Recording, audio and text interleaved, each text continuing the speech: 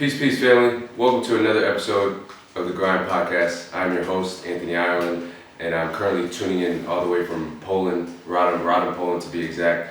And I have my good friend and teammate, Mike Moore. It's been a long time coming, trying to put this together, trying to get the podcast going. But we're here now, and he's going to touch on his journey growing up in North Carolina, playing Division II ball, and then ultimately having his career and playing at some of the highest levels in Europe. So I want to introduce Mike, and I definitely appreciate you taking out the time. And it's been, I know we've grown close over this season. So I'm happy to finally have you on. Thank you, man. It's a pleasure being here. I want to say thanks, for you inviting me on and thinking highly of my journey and my story. Enough for me to come on and inspire some kids and other people out there, professional athletes, whoever it might be, just to inspire them, with my story and let them know, like, regardless of where you come from, you can still make it to do whatever you want to do at the highest level. Mm-hmm. So, yeah, definitely, man. But yeah, let's just jump right into it.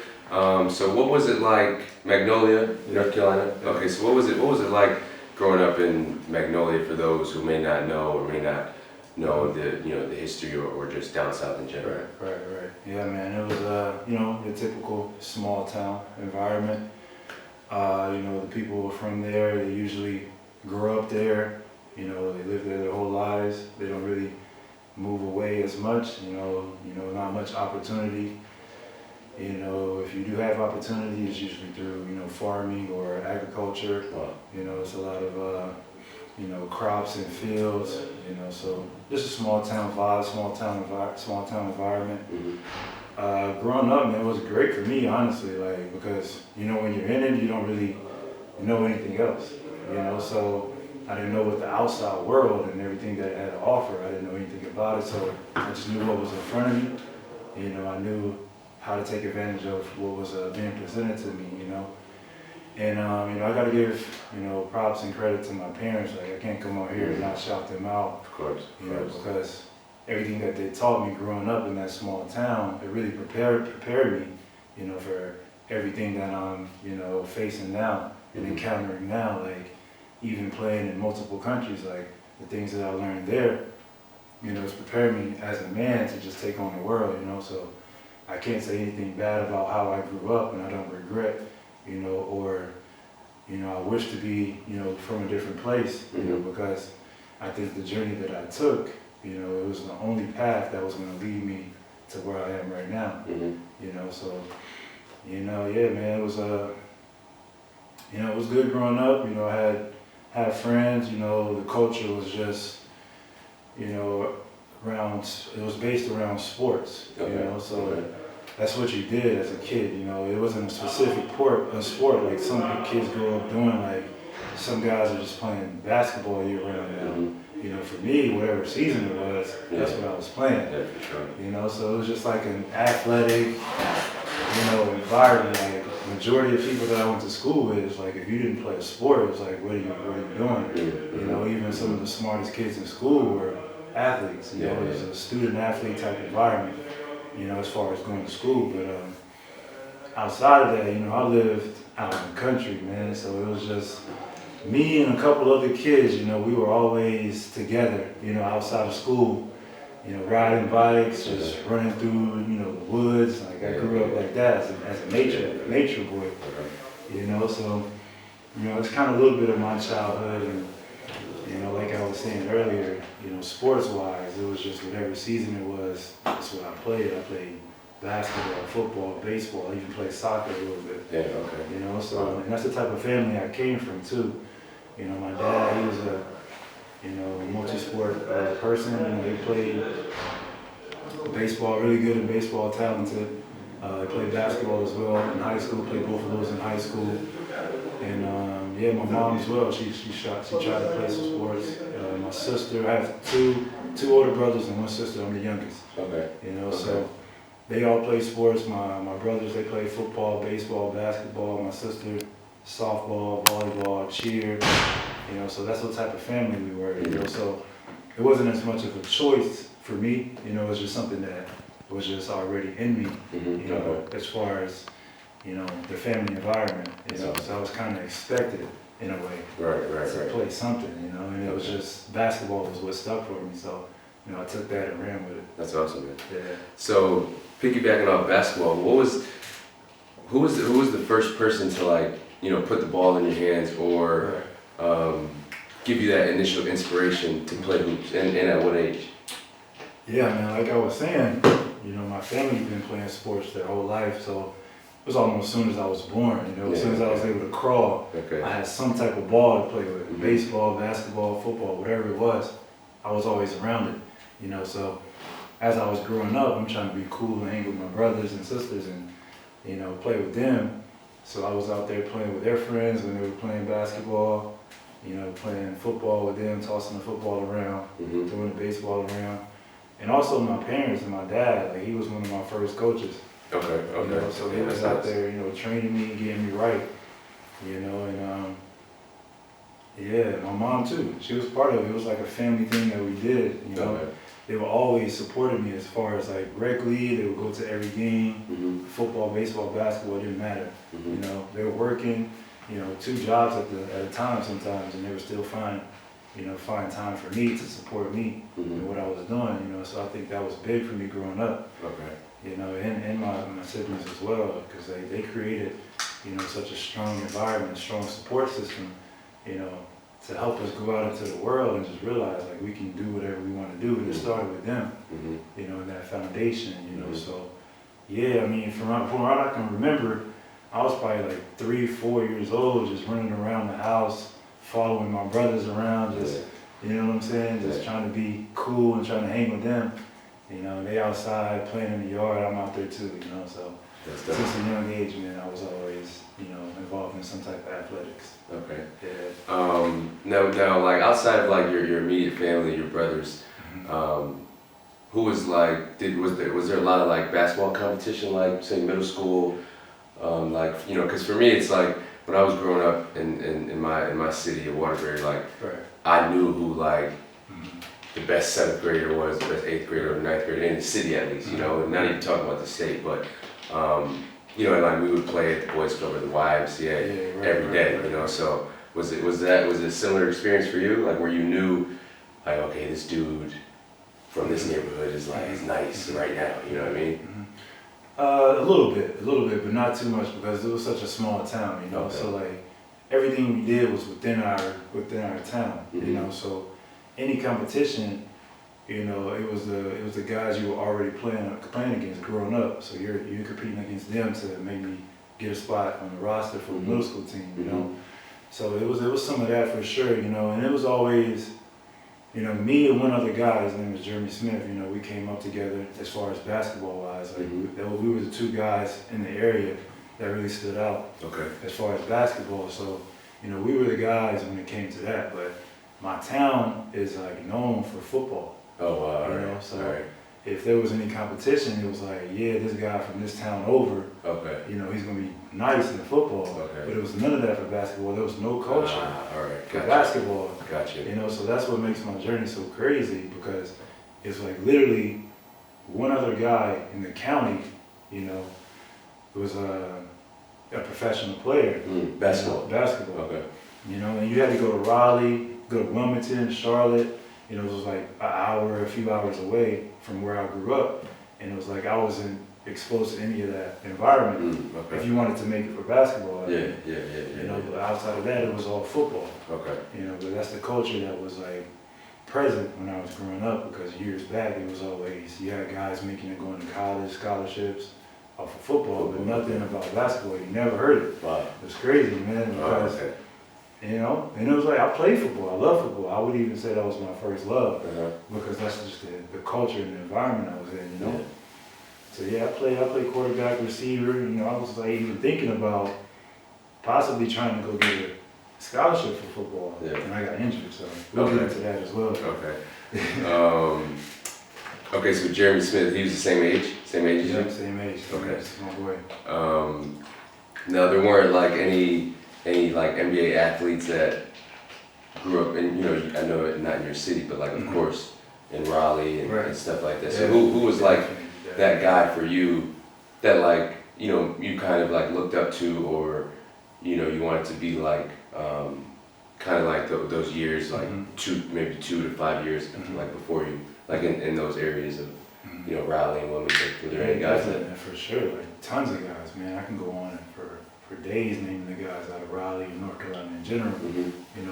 Ones that come to mind are like John Wall, T.J. Warren, P.J. Tucker.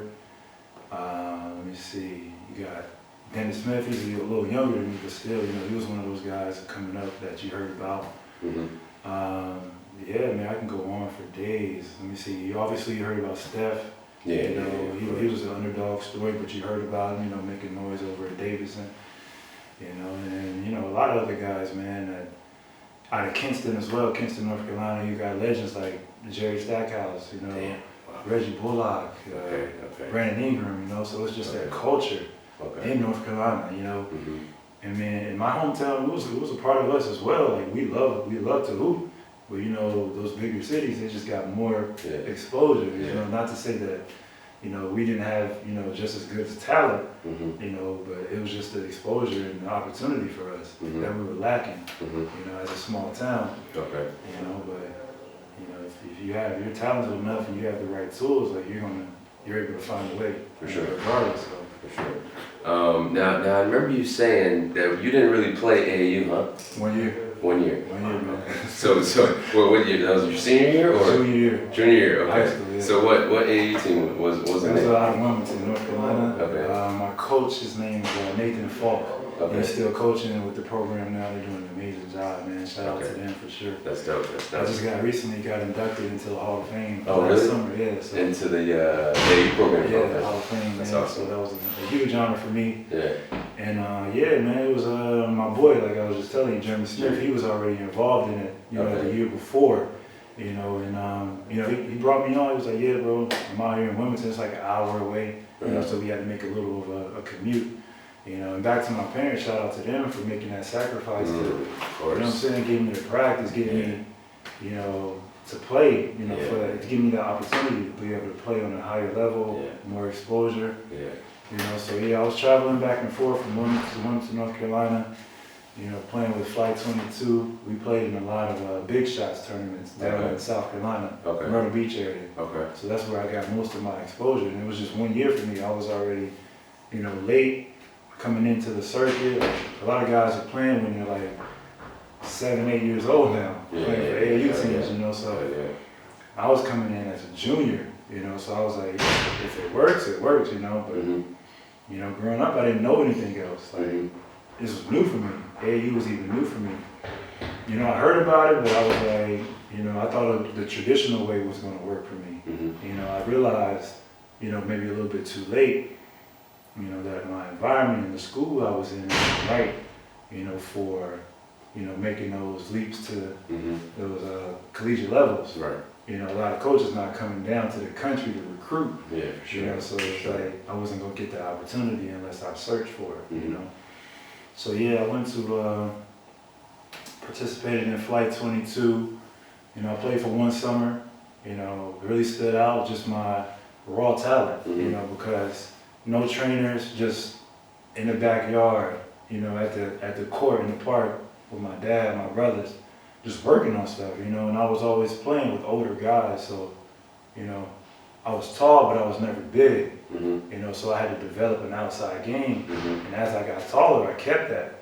So when I started playing AAU, it really stood out. That I'm like 6'5", 6'6", dribbling the ball, bringing it up the court, shooting. All of that just stood out. And that's what really, got me the opportunity, to go to a college and receive a scholarship.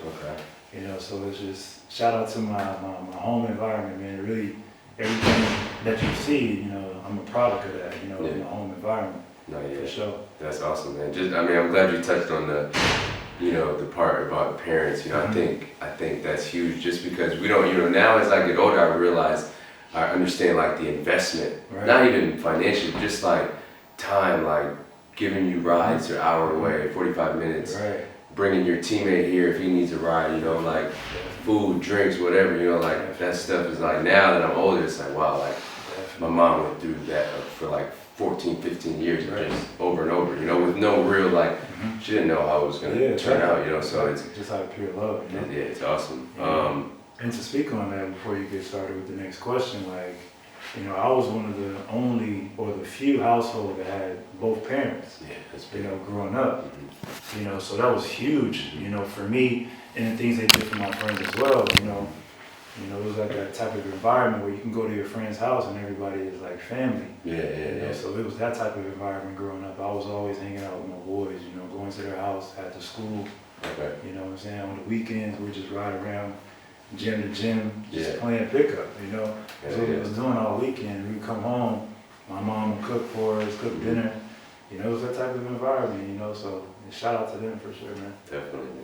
Yeah. So at what point did you realize that, like, you know, you had a good chance at making it collegiately, or just going to the next level outside of like high school? Right. I would say it started with my, you know, junior year, the summer, you know, before my senior year when I was playing AAU. Yeah, I spent a lot of time talking to my AAU coach, and he was telling me, he was like, yeah, you got all the tools to play at the next level, you know, and I would just go to these events, and I was playing well, and he would come back and tell me, he was like, yeah, this coach is interested in you. And it was like the first time that I'm actually hearing that I have a possibility or that I'm talented enough to play at that next level, because, you know, growing up within my environment, nobody knew what it looked like to play on a higher level. So you know you're good, like you know you're good in your circle, but it's like you never really get to test the waters outside of that, you know? You know, so my AAU was the first time I did that, and I'm holding my own, so, you know, my AAU coach is telling me, like, yeah, you have a good chance, you know, to play at the next level. And also, you know, my high school coaches too, you know, it was weird playing in high school, man, because like I said, it was a football school. You know, I had football coaches as basketball coaches. Oh, wow. You know what I'm saying? So it's like nobody really knew, you know, what it took for basketball. Okay. You know, it was just you just got a group of guys and you put them on a tryout for basketball, and whoever's the most athletic, fastest, can jump the highest. You know, that's who's gonna make the team. So there's that type of deal, you know. And you know, I always had some finesse to my game, you know, so I was doing a little bit more, you know, skill-wise than these other guys who was just out here with raw athleticism. I had that too, you know, but I had a little bit more finesse and, like, you know, savvy to my game, the actual, you know, basketball skills. You know, so yeah, it was my AAU coach for sure, man. During that summer, like, everything happened so fast, you know. And, you know, I didn't hesitate. As soon as I got the scholarship, I was like, what am I waiting for? Okay. So that was like you received the scholarship from Mount Olive. And was there any, like, was that the only scholarship or? Only one. Okay. And then after you received that scholarship, you was like, okay, I'm going. I mean, I had interest, but I'm like, I'm not waiting. Like, these guys want me. Okay. They want me bad, so it's like. So did you go visit or I like? visit. They're 30 minutes away from my house. Okay. You know, so it's crazy how it all worked out. Like, looking back, man, it's really crazy. Like, you know, and yeah, so, you know, they seen me at an event. You know, they were scouting. Their scouts seen me. You know, called me up, called my coach. He was like, yeah, we're interested. They got to know me a little bit better. Started coming to my high school games my senior year, following me. And then they offered me, you know, so. I know you was geeked. Happy, bro. Happy, bro. I'm like, what? This is all a dream. Like, right. Like, some guys had a set plan. Like, yeah, I know I'm going to go play college. But for me, it was just like, you know, something, it would be great. Like, I knew I was going to go to college, like, regardless. Because I was good in school. Like, I had good grades. You know, and academically, you know, I was doing well.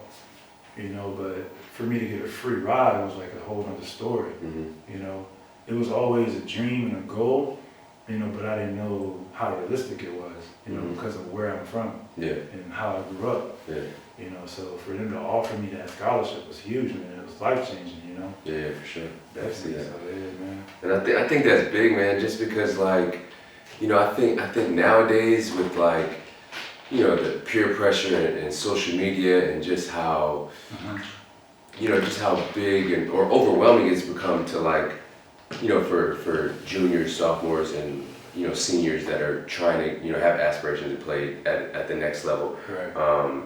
a lot of kids like have that mentality, or at least in my city, growing up, it was like if I don't go to Division I, then I'm not going anywhere type of thing. So I think your story, is a perfect fit for that, just because like you said, you jumped on that offer, and a lot of people like just wait, and if nothing comes, then it's like, okay, I'm gonna go back to the streets, or I'm gonna just do something else, So I think it's, I think you gotta pay respects to people that play Division III, Division II, and NAIA, like JUCO. Like there's so many different routes, and now like it's, and even your story, like there's that saying where it's like, if you're good enough, they'll find you.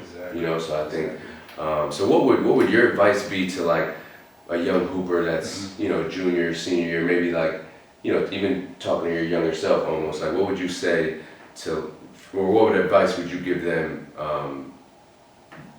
when they're at that stage in their career? Like in the process of... Yeah, just like where it could be frustrating, or just like you don't necessarily know, or you want to have the biggest offer just because that's what you can brag to your friends or social media saying, so like what would your advice be to a young athlete? Honestly, you just gotta, throughout the whole recruiting process, like you just gotta go to where you feel welcome, to where you feel wanted, to where you feel like you have an opportunity to do what you love at the highest level, or, with the most opportunity. Like some guys go to a school and they sit the bench and they ride the bench, and it's like, that's not what you're looking for. At least for me, it's not what I was looking for. Like I love the game, so I wanted to play, and they were offering me, an opportunity to come in and play right away, so I jumped on that, man. And it's just about, you gotta stay true, true to what got you to this point, which is the love of the game.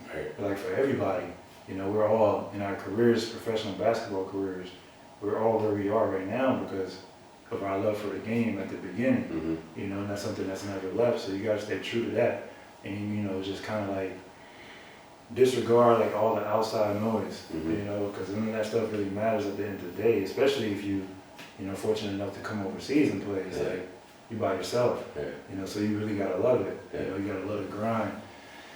So I think that's the biggest advice that I would give to them is to make sure that these schools you're visiting and these different things that you're being offered, you just gotta make sure that you go through the process of figuring out what it is that they want from you and what can you get from them, and just make sure that it's like something where you can benefit from, for the next 4 years of your life or however many years you want to do there.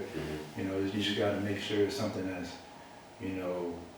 legit and something that you're going to like enjoy doing. Right. You know what I'm saying? Like you got to love what you do when you're there. Right. So I think that was one of the biggest things for me. Like my college coach, he came to me, he was talking about, my role on the team, but the biggest thing he was telling me was that his players graduate college, So even before I even had dreams of playing professionally, like I knew at least I was going to graduate with a degree. So that was important for me, obviously important for my family. They want to see me, be able to become something, with a college education. So if you have a program that's interested in you as a man, more than just a player on the team, that's huge. That really meant a lot. Right. And I was talking about like how big my family environment was for me growing up, and it was really like a transition into that, going into college as well, leaving home and going into college. It was like going into another family.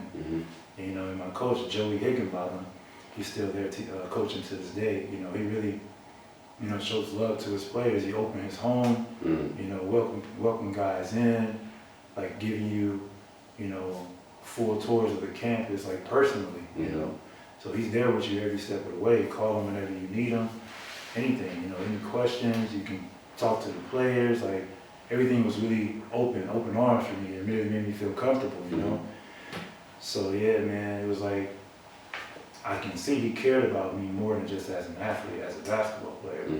He cared about me as a man and a human being because he wanted to see me earn a college degree and graduate, and become something with my life outside of basketball, because he knew one day that the ball was going to start bouncing. Of course. So I think that's, really important, for guys that's going through this process right now. Like you got to look for the right things. Like, intangibles, you know. Mm-hmm. Yeah. So what was like? First of all, did you know what you wanted to major in going into college? I did. You did? I did. Wow. Okay. Yeah. What'd you major in? I mean, I've always had like a dream or a goal of becoming, detective or FBI agent at that level. So I majored in criminal justice. Oh wow. You know, Okay. so my main goal was to become a lawyer. You know, Okay. so I wanted to start off with criminal justice, criminology. You know, earn a bachelor's degree with that, and then continue my education and eventually get my master's. Okay. My doctors, and then Awesome. become a lawyer. Yeah. So that was the plan A.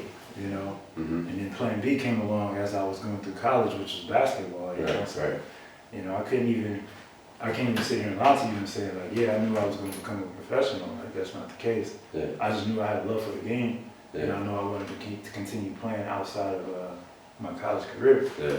And so everything fell into place after that. So what was so was it necessarily, because I know for me at least it was like, being there's a difference between being a student athlete in high school and in college, Right. there's more of a demand in college. And it's a job essentially, like being an athlete. Business, right. So was there at any point like where it was, maybe your freshman year where it was just hard to juggle like both like academics and athletics, or it wasn't that bad? Definitely. I mean, it was tough times for sure. As a high school student, just going into college without sports is tough. It's tough enough, Yeah. So just trying to balance the two was definitely a challenge, But the program that I went into, did a great job of, taking care of their players, So we had tutoring, we had study hall, we had all of those things in place Mm-hmm. to help us succeed, So I definitely took advantage of that, and time management was one of the things that I had, to really focus on and learn when I was my freshman year in college, because you're on your own, you don't have your parents to rely on and like keep things in order for you, you don't have your mom telling you got this appointment, you got to do this, and this. Like you're on your own at that point, but it was definitely a transition, a tough transition, but with the help of my coaches and my teachers, like I was able to figure it out pretty fast. So yeah, shout out to them, man. It's a great program over there. No, that just brings back memories for me, man. Just because, for me it was a hard adjustment, coming from like a public school and then going to a Jesuit school that's like, pretty much academics. Like that's what Loyola Marymount was about, which was academics. So they always would mention that in those seminars, like time management. But then like, I kind of hit a wall my freshman year, man. And then like you said, like like in college, nobody's telling you have to do these things. Yeah, exactly. Like, so nobody's telling you have to wake up at 8 and go to class. So then like, I hit like a slump where I'm like, oh, like I missed one class, I skipped a class, and like, you don't get in trouble for it. So it's like, oh damn, but then like, you skip 2 or 3 classes and coach is on you, so exactly. that quickly switched for me. Exactly. So what was how was the adjustment just basketball wise? Was it like quicker, more physical? Definitely, man, definitely. Big adjustment for me, coming from such a small school, playing in high school, and just playing on the next level. Like I quickly realized, how physical it is and how fast the pace is and like, how strategic it is, on a collegiate level, man. It was a huge adjustment for me, but when I got to college, like this is something I didn't have in high school. I was like, I have access to the gym whenever I want, so that was like amazing for me. You know what I'm saying? So, and as a person who just loves the game and loves to hoop and loves to work on my game, like I was always in the gym, even late night, like 1, 2 a.m. in the morning, like I can go to the gym, and work on my game. We obviously had individual workouts, with coaches, so I was always just focused on getting better and figuring it out and learning, what it takes to actually become, a good college player, So my freshman year was more of a learning curve for me, so, cause I had all this raw talent, and they really like took it and made it, and molded me, into what a college player looks like. I started understanding and learning, the system and how they play in college. Okay, so what was the conference called? Conference Carolinas. Okay, and how many teams were in the conference? I think about 13 or 14 teams. Okay. Yeah. Now, were there any players within the conference that may have went on and played professionally, or just were standouts that you could remember during your years? It's tough for me to remember right now, but I definitely had 2 teammates who played professional as well. Well, one of them still is playing right now, and the other played, his first year out of college. He played 1 season, and then he decided that he wanted to go in a different direction. But we definitely had some great talent within that conference, man. Some guys have pursued a professional career. Some guys are still playing, within the states as far as like minor leagues and, semi-pro leagues. But it was a great experience, man. Just my 4 years there, I was able to win a regional championship. Oh, wow. And we went to the Elite 8 my junior year for Division II. Okay. So that was a huge accomplishment. What year was that? 2015. 2015, okay. Yeah. So that was like a huge accomplishment for me personally and for the program, you know. So, they kind of cemented my legacy there, as being part of that team. Now, what were your what were your summers like? Like, did you? Okay, so you said it was only 30 minutes away from the crib. Yeah. So I was always on campus. Okay, so you was always okay. Definitely. Yeah. Okay, because even for me, like, I didn't even want to go home. I was just staying in LA just because you have access to gym, weight room, and all that stuff. Exactly. So going into your junior year, I wanted to ask, like, at what point, like, did you understand, like, there's a mental piece to basketball outside of just, like, continuing to work on your craft? Like, when did it hit you, like, that you had to take a different approach mentally as well?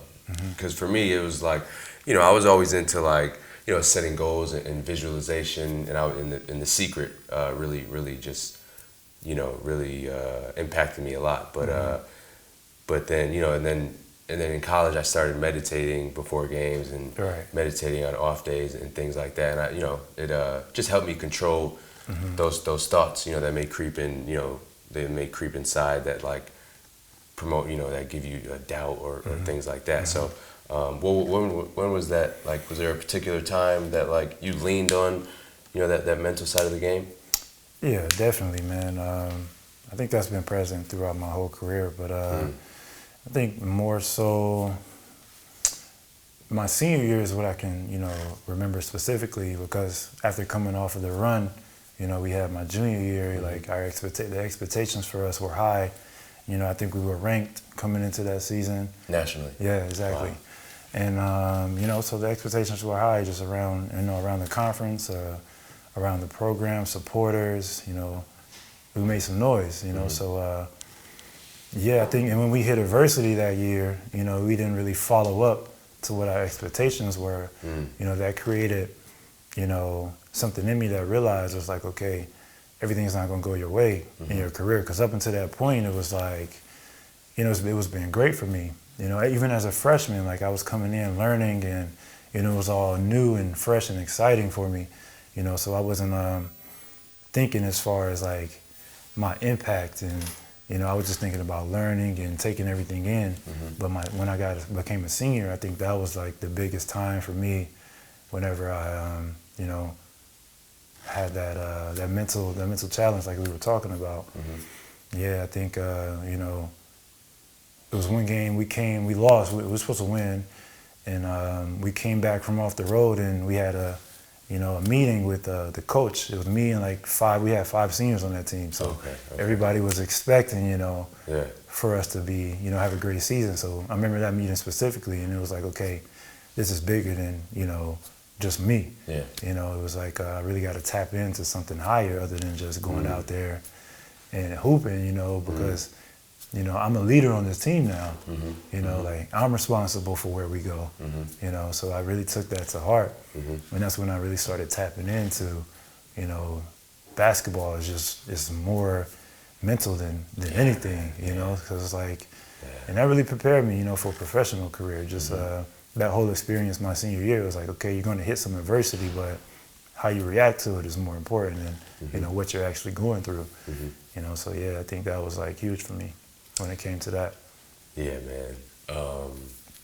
You know, I was just, you know, when I was, you know, just researching your collegiate career, you know, I noticed from your junior season to your senior season, you jumped from 10 points per game to, you know, 14 points per game. So, you know, I could, you know, obviously there was a bigger role, but I knew like, okay, you mentally took another leap, or you took on that, you know, that leadership role of like, you know, you wanted that, you took on that responsibility. So, but, you know, of course I wanted, you know, we got to mention our boy, for sure, man. Alan Chaney. For sure, man. Alan Chaney was, for me, I was a young boy and on our AU team. I was 16 and we were playing, I think it was 18 and under. And we went to Vegas, we went to California with this team CT Elite, and this is right before Alan Chaney like blew up. Like, right. He may have went to Reebok U, or what is considered now like top 100 camp. And then he blew up. So then like on these last 2-3 tournaments, you know, we were like 3 to a room, so I would room with them, and then you could just see like all the coaches calling him on like every high Division I coach was at our at our sidelines. So it was just like, definitely. This dude is really doing it. Like, it's crazy. Like, I'd never seen anything like Alan. But so he was, you know, huge in our basketball community growing up. But I know he had a significant impact on you as well. So I would like to hear, you know, just go into detail about that. Yeah, for sure, man. He came in that junior season. Okay. You know, so I think not only did he have an impact on me, but just the whole team and the whole culture that we had there. You know, because that was the year we went to the Elite Eight and made a great run. You know, but before he came in, you know, I started off as a freshman, you know, just like I said earlier, learning and just trying to soak up everything. And I remember specifically I had a meeting with my coach my freshman year, you know, and he wanted me to take on a bigger role because he knew I was going to be an important piece to what they were trying to build there. You know, so we had a meeting and we had some seniors. We had a lot of seniors my freshman year, and they were getting ready to leave. You know, so he had that conversation with me, just trying to get me mentally ready for the years to come. You know, he wanted me to get ready to take on, you know, a bigger role, a leadership role. You know, so you know, I went into the summers, you know, working hard, just getting prepared. And then my sophomore year, you know, I was ready for that role. And, you know, we had some other talented guys, you know, so we leaned on everybody, you know, a little bit. And I think it wasn't until my junior year when Alan came in is when I really like separated myself, you know, because he came in and he just like with fresh eyes, you know, like he just seen everything as for what it was. And, you know, he came to me, he was telling me, he was like, yeah, like, bro, you really have, you know, a chance to be a pro. Like, you're skilled, you're talented, you're 6'8". There's not a lot of guys at 6'8" that can do what you do. You know, and that's the first time, like, because as a head coach, you have a job to run the team. Like, you can't really just, you know, pick a player and just, you know what I'm saying? Like, as an assistant coach, it's more about supporting the players. And he gave me that confidence. You know, he gave me that confidence to just, like, really believe in my talent and my ability. You know, so he came in and he was just letting me know. I was like, yeah, bro, like, you got a shot. You can shoot the ball. You can dribble. It's like, coach is not who is going to come in and take your spot, like, off the bench? And he was like, you have that freedom. You have that green light. Like, this is what coach is expecting from you almost. You know, so I was like, yeah, you're right. You know, even he would work with me, you know, we would be, you know, working on moves, you know, like some of the things that he was able to do throughout his career, he was showing me because we had a similar frame. Right, for sure. You know, so he was showing me everything, you know, that he was doing through college and, you know, his career. You know, it really helped me because before, you know, I was like posting up and he was like, nah, face up, bro. You're a guard. And I was like, oh, that's like the first time I heard that, you know what I'm saying? I was like, right. You know, because I've always been more comfortable facing the basket, you know, so he came in and was like, yeah, face up. You can face up in the post and then work on your, like, do your moves, you know, one-on-one in the post. And I was like, bet. And that was like a game changer for me because I could see the whole floor. Right. You know what I'm saying? And then, you know, I can get into my move and create like that. And then obviously I have my outside game, 3-ball. You know, I'm using my speed and athleticism to get to the rim. You know, so that really opened up another level of my game when he came in, gave me that confidence. You know, so I really took off after that. No, yeah, definitely, man. Alan's a legend, man. Nah, for sure. Alan's a legend, man. Shout out to him, man. It's a big part of my journey, for sure. So what was, wrapping up your college experience, what was probably the most memorable basketball collegiate moment? Definitely that my junior year, that you know, that whole season, you know, is like magical to me, man. Like we did something that, like, coming into that year, like, we knew we were going to have a good team, but it was like, you know, we never imagined that we were going to make it to the Elite Eight, you know, and travel and play in different states and things like that. So it was like a big moment for me in my career. Is like we bonded as a team. I think that was the team that was the most, you know, close. Wow, yeah. As far as like off the court, like we did everything together. And yeah, I think that definitely just having a ring, you know, to commemorate. Oh, y'all got a ring? Yeah. Oh, regional championship. Okay, regional championship. Yeah. Okay, but you guys lost in the Elite Eight. Yeah, exactly. Okay, exactly. Got you. Okay. You know, so just having that ring, you know, to, you know, as a memory from my whole experience in college is like something so amazing to me, you know. So that's definitely like my biggest memory, man, for sure. That's awesome, bro. Yeah,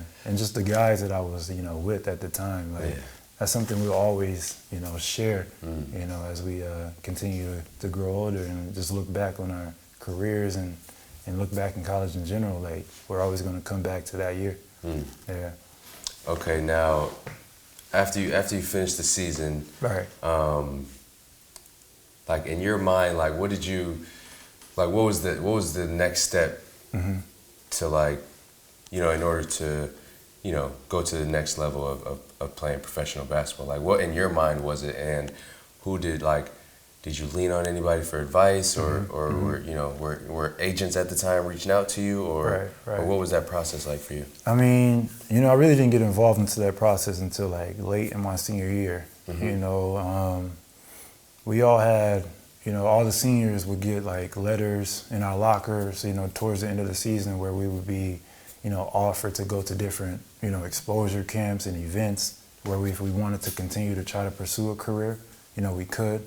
You know, so it started with that, and then, you know, the guys that I was playing with at the time, you know, like everybody, you know, wanted to continue playing. So it was like we thought we owed it to ourselves to at least try. You know what I'm saying? So, you know, it started there, you know, and then obviously I had a mentor, you know, the guy I was telling you about earlier, the only guy within my county that played professionally. Like, he was always somebody close to me that I could look up to and contact and just, you know, get game from. You know, so I was talking to him, you know, throughout this time, just getting advice from him, just, you know, trying to figure out what to expect, like what to look out for in an agent, you know, what can I expect my first year, like how do I overcome being from, you know, playing at Division II and trying to get to professional level, like, so, you know, his name is J.J. Miller, by the way. He played a 15-year career overseas, you know, played some of the highest levels in Europe, you know, he played in France, he played in Sweden, he played in, I'm trying to think where else. He played in the Netherlands, so, you know, he had a great career, man. He went to North Carolina A&T. Okay. You know, he was really one of the guys, you know, from my area that was just like, you know, a role model as far as, you know, being a basketball player. Like, everybody looked up to him, you know, because he was the only one that did it. You know what I'm saying? So, you know, he really made a way out of nothing, so I kind of followed in his footsteps. I wanted to reach out to him, get advice from him to see what I can expect and see what moves to make, you know what I'm saying? So, you know, it started there, and then he was like, yeah, you know, he gave me some advice, but I knew I was going to have to take a different path to him because he did play Division I, you know, so he had a different route, and it was like back in the day where, you know, guys were in the 90s or early 2000s, like guys were, you know, able to take a different route versus us, you know, how we came out of college. It was just like more social media, you know, things like that. So his path was going to look completely different from mine. Right. You know, I don't think he went to any exposure events. I don't even know if they were around back then. You know, so I think he got hired an agent like right out of college because that's what he wanted to do. And I also think he might have had some tryouts for some NBA teams as well. So, the level he was on was different than the level that I was on, so I knew I was gonna have to take a different route. So I ended up going to like exposure events, camps, all around, the North Carolina area, because it's known for basketball. So, I knew I was gonna have an opportunity, within my state to just try to continue a career. Okay, so tell us the story of. Okay, you went to the exposure camp. Right. How many exposure camps did you go to? I said I went to about like 4 or 5. Okay. Yeah. And then there was one in particular where you stood out to your agent, who is your agent now. Yep. So just give us a background story on that experience. Yeah, man. It was I think it was in Charlotte, North Carolina. This was one of the most notable events that I went to. And how many guys are usually at these camps? Hundreds, bro. Okay, that's what I was thinking. Okay. Hundreds, bro. So they got you playing games all day. Splitting you up to different teams. I stood out that day. I stood out the whole event, really. And they had agents and coaches watching live stream, So he was in Italy at the time, watching me. And, he knew a guy there that was there in person. He was like, yeah, give this guy my contact information after his game is over. I like his game. I like his style. I think I can, work with him and do something for him. So, I came off the court and, his friend came and got me and was like, yeah, I had this agent who was watching you on the live stream. He likes the way you play. He thinks he can, maybe put some things together for you in your professional career. So I gave him a call and, we were talking, just introducing myself briefly, telling him about my background and everything. And, he was like, yeah, I think I can do something for you. He's an Italian agent, based in Italy. So he put some things together for me. He just kept it real with me. He was like, you're the Division II guy. You're gonna have to start off on a lower level, But that was nothing new for me, Right. My whole life, like I knew I was just like, you're just gonna have to work my way up with anything that I did, because of my background and my environment and my upbringing. Right. So it really wasn't a talent thing. It was more of an opportunity thing for me, So. When he told me that, I was like, yeah, for sure. All I'm looking for is an opportunity because I did have that confidence in myself. Like, I know that I can play, right, of course. And it was like, all I need is an opportunity. And, he gave me that. He believed in me as a person and as a player. So, we've been working together since that day. Yeah. Yeah, man. That's a crazy story, man. Definitely, bro. But so, just to give people context, he's watching on a live stream from Italy, which is probably about six hours ahead. So it's like 2 a.m. Right. So what are the chances? Right, That's so crazy. Right, just like destiny almost, man. Yeah. For sure. So what was so how long were you, the showcase happened, you signed with him, and then you're just training at the school or training it back home? Yeah, just working out, continue training, getting ready, for whatever he brings me, we're always in contact and he's letting me know like what interests might be or what options might be available. And, I'm just staying ready for whatever, I didn't have any overseas experience. Like I went to South America when I was in college. And so that's the only international experience that I had, so I'm, trying to, talk to my guy, JJ Miller, and just get all the information that I can to understand what overseas life is like and, the difference in the culture and, everything. I knew it was going to be a pretty big adjustment for me, so I'm just trying to soak up game and everything that I can while I'm working on my game, staying ready, spending time with my family before I head out because everybody knows, like, this is what I'm trying to do. Okay, and everybody was supportive. Absolutely, Okay. Absolutely. Nice. My parents, they always supported me. They might have had their own fears or doubts, of course. They were always going to support me regardless. Because they knew I loved it. They knew I wanted to pursue it and continue to try to, make a career out of it. So definitely they supported me 100%, man, for sure. So, I just stay ready for whatever that he was going to be able to bring me. And, the thing about our relationship is that, it's always been, full of clarity, We've just been upfront with each other from the jump, and that's something that's allowed us to have such a strong relationship today. Yeah.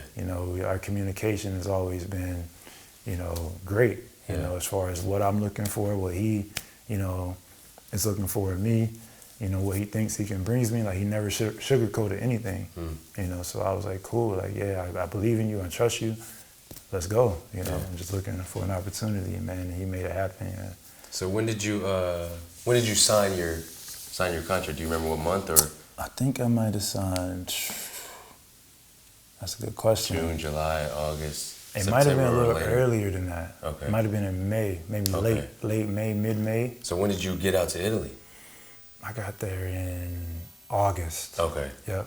And what Towards were the end of August. What were your initial thoughts when you were signing your contract? I mean, I was hyped, bro. Yeah, Like, I was hyped. Like, I mean, obviously it was a low amount of money, but I didn't care. Yeah, I was like, I'm a professional player. Like, this is what I was dreaming about since I was a kid, you know? So the fact that I made it happen, you know, that moment was definitely special for me. Like, you know, I'm the type of guy to always be looking ahead, you know? So I rarely just stop in a moment and just like appreciate, you know, how big something is for me. That's something I've been able to get better at later in life. Yeah. You know, to just stop and like everything doesn't have to be about, you know, leveling up all the time and that constant chase. You know what I'm saying? Like, you know, so back then, looking back, like I know I was like, okay, cool, like what's next? Like, let's go. You know what I'm saying? So, but I definitely took in the moment with my family. You know, we celebrated. You know, everybody gave me their congratulations, and then, you know, I was off to business. It was just business from then on out. Like, I landed there, and, you know, I was working with my teammate. You know, he was another D2 guy, so that made that experience great for me. Okay. You know, so, because we could relate on such a, you know, high level, like, you know, about, you know, our journey, just everything, you know, like, we understood from the very beginning, like, how much of a, how crazy it is to be playing professionally at whatever level coming from the Division II. Right. You know, so we both shared that, and, you know, that made that year, you know, super special because, like, you know, we were able to just experience everything together for the first time. He was a rookie, I was a rookie. Yeah. You know, so it made that great for me. Damn, okay. Yeah. So the transition wasn't... It wasn't too hard, no, honestly, man. Like, I'm the type of guy, like, I've always felt like I'm super versatile. You know, I can adapt to situations very well. I like that. You know what I'm saying? So, you know, for me, as long as I have, you know, the main thing, which was basketball, like, I knew life outside of it was just going to be, you know, I was going to be able to do it. You know what I'm saying? Because, you know, it's just the love of it for me is like really what keeps me doing it. You know, sometimes, you know, some guys lose that love and it's like life becomes tough, their careers become tough for them, you know, but I feel like if you keep that at the center of what you're doing, like, you know, it can get you through a lot of stuff. Yeah. You know what I'm saying? Now, was there like, what would you say immediately, like, what that was different about the European game basketball compared to what you're used to at the collegiate level? Right. I mean, definitely the physicality. You know, that's the main thing that I was able to notice, like, right away was the phicality. Obviously, you know, how strategic they are over here. You know, they love the X and O's over here. Yeah. You know, and you were what team? What was the team name? Civitavecchia. Okay, yeah, and that was what level in Italy? C. C. Okay. Yeah. Okay. Yeah. Okay. Yeah. So it was a low level. You know, I knew, me and my agent knew, it was like, yeah, we had to start off from the bottom, and I was like, bet, I'm ready. Yeah. You know, I'm ready to do it. Let's do it, whatever it takes. You know, so I started there. You know, I had a great season. And, you know, what made that season so special was, you know, the guys, you know, they embraced me. You know, my teammates embraced me. They made me feel welcome, made me feel at home. You know, I'm still cool with those guys to this day. You know what I'm saying? So they really made a difference in my adjustment. You know, they took us in open arms, you know, and then, you know, they created space for us to do what we were there to do. You know what I'm saying? Like, they're bringing in foreigners, like, you're expected to produce on a certain level. Right. You know what I'm saying? So that was, like, major for me. Like, they allowed me to come in and play my game. You know, they didn't really try to restrict me in any way. So that was huge my first year, man. And I think it's big about, you know, what you said about, you know, you're playing with the level C, you know, not for that great of money. So I think, you know, I think it's big for just the viewers and people that want to become potential pros that, like, you gotta, it's like, that Nipsey Hussle, it's a marathon, not a sprint mentality. Definitely. Just because if you have that love for the game, like you say you do, then you'll take that opportunity as is, and then knowing, how passionate you are about the game, you can, level up pretty much. But I've seen tons of guys turn down contracts, turn down, whether it's $1,500 or $2,000 a month, just turn it down just because it's not enough money, or they joke that they can be making more money in the States. And it's like, yeah, you probably can be making, more money at a 9 to 5. But it just shows, I just think it speaks to the level of your character, and like the same thing about,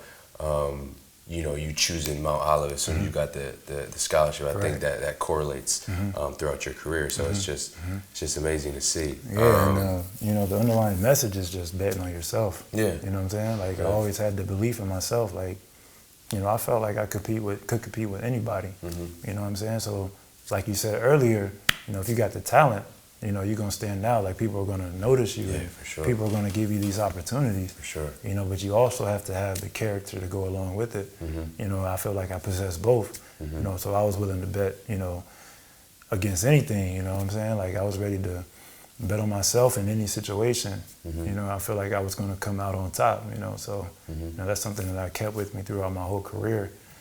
College and the start of my professional career as well.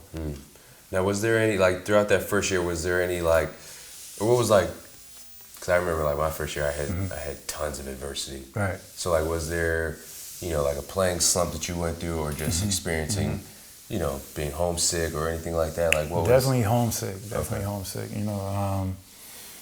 Just a different, environment overall. When you first get there, it's all new and fresh, and you're excited.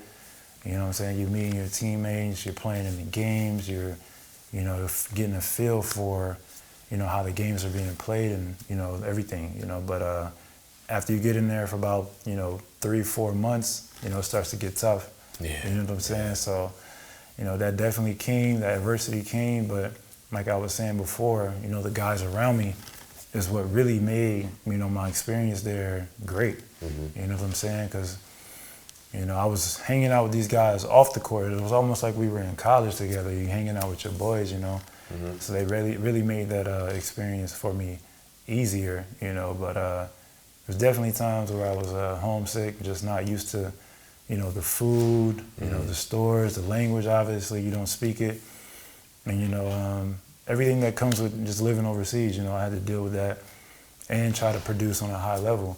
That's something that's taken for granted out here. Like you're in a foreign country, so nobody speaks your language. You're really out here on your own. If you don't create a bond with your American teammates or even the domestic players, like it can be tough for you. It can be a challenge for you. So you really have to create like a sense of being familiar in the place that you're in. Like I think that's important. You got to become one with the locals. Yeah. You know what I'm saying? You gotta embrace their culture. Embrace the culture, man. I think that's huge, So if you don't do that, you're really gonna struggle, I think, on a mental level more than anything. Sure. So I think that's huge, man. And that's something that I did, from the jump. Like I was able to embrace the culture. Okay, now after would you say you had a good first year in Italy? Definitely. Okay, so now it's like end of the season comes, off season's here, go back home to the States, work out, train, of course, and then you sign to Denmark, Svendborg. Svendborg, okay. Yeah. Now, was that the top league in Denmark? Yeah. Okay, so what was that?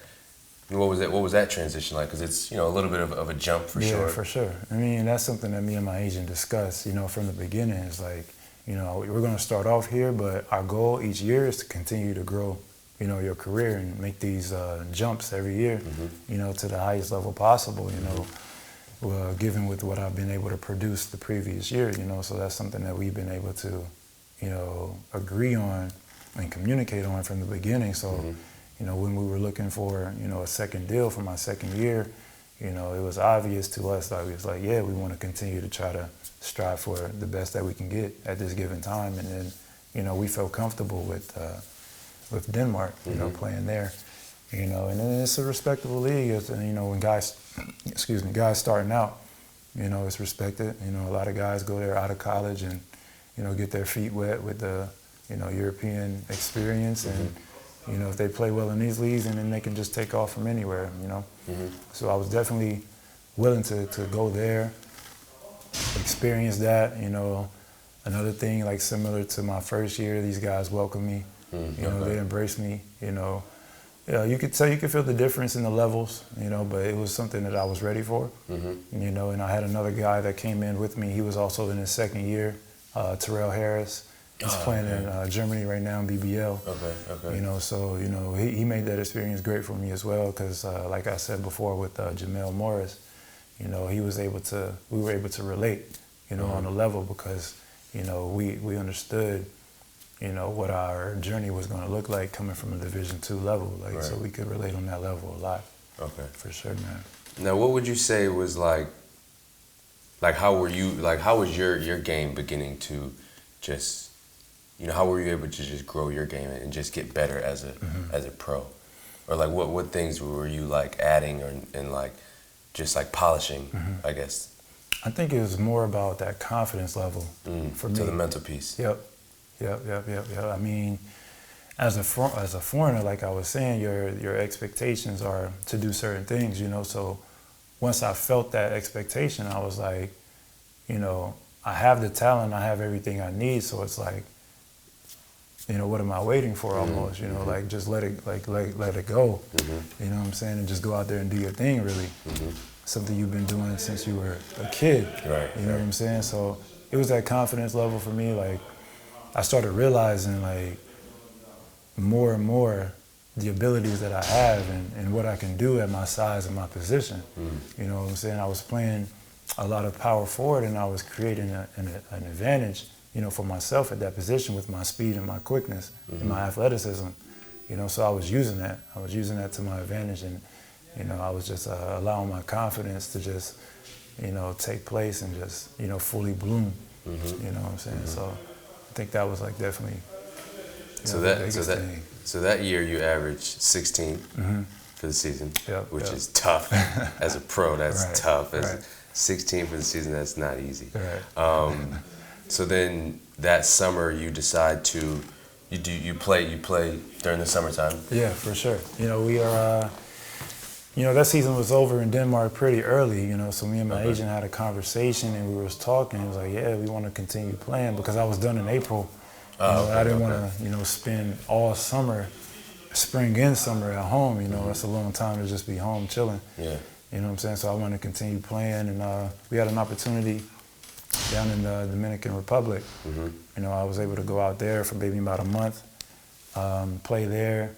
During the summer, it was nice, man. It was like a vacation, honestly. For sure. You know, that was a dope experience. You know, my time there wasn't long, but, you know, it was great. I met some good people out there and, you know, was on the beach, you know, experiencing a new culture, playing basketball, man. It was nice, bro. It was just like something I could do and just to, you know, add more to my resume, add more to my career, more experience. You know, so yeah, that was a great experience for me. Now, was it like compared to Europe? You know, because I've never played in South America. I've always wanted to, but you know, in terms of just like the professionalism, was everything similar? It's definitely a different level compared to Europe.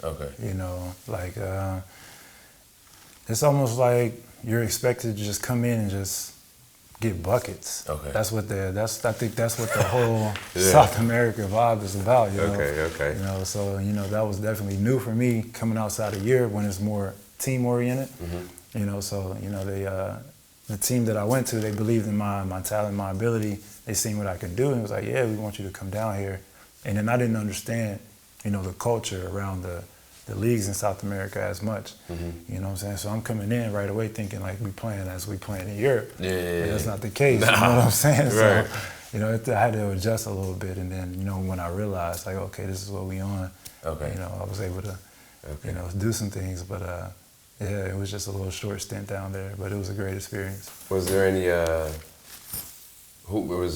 any other like notable guys in the league that you can remember or?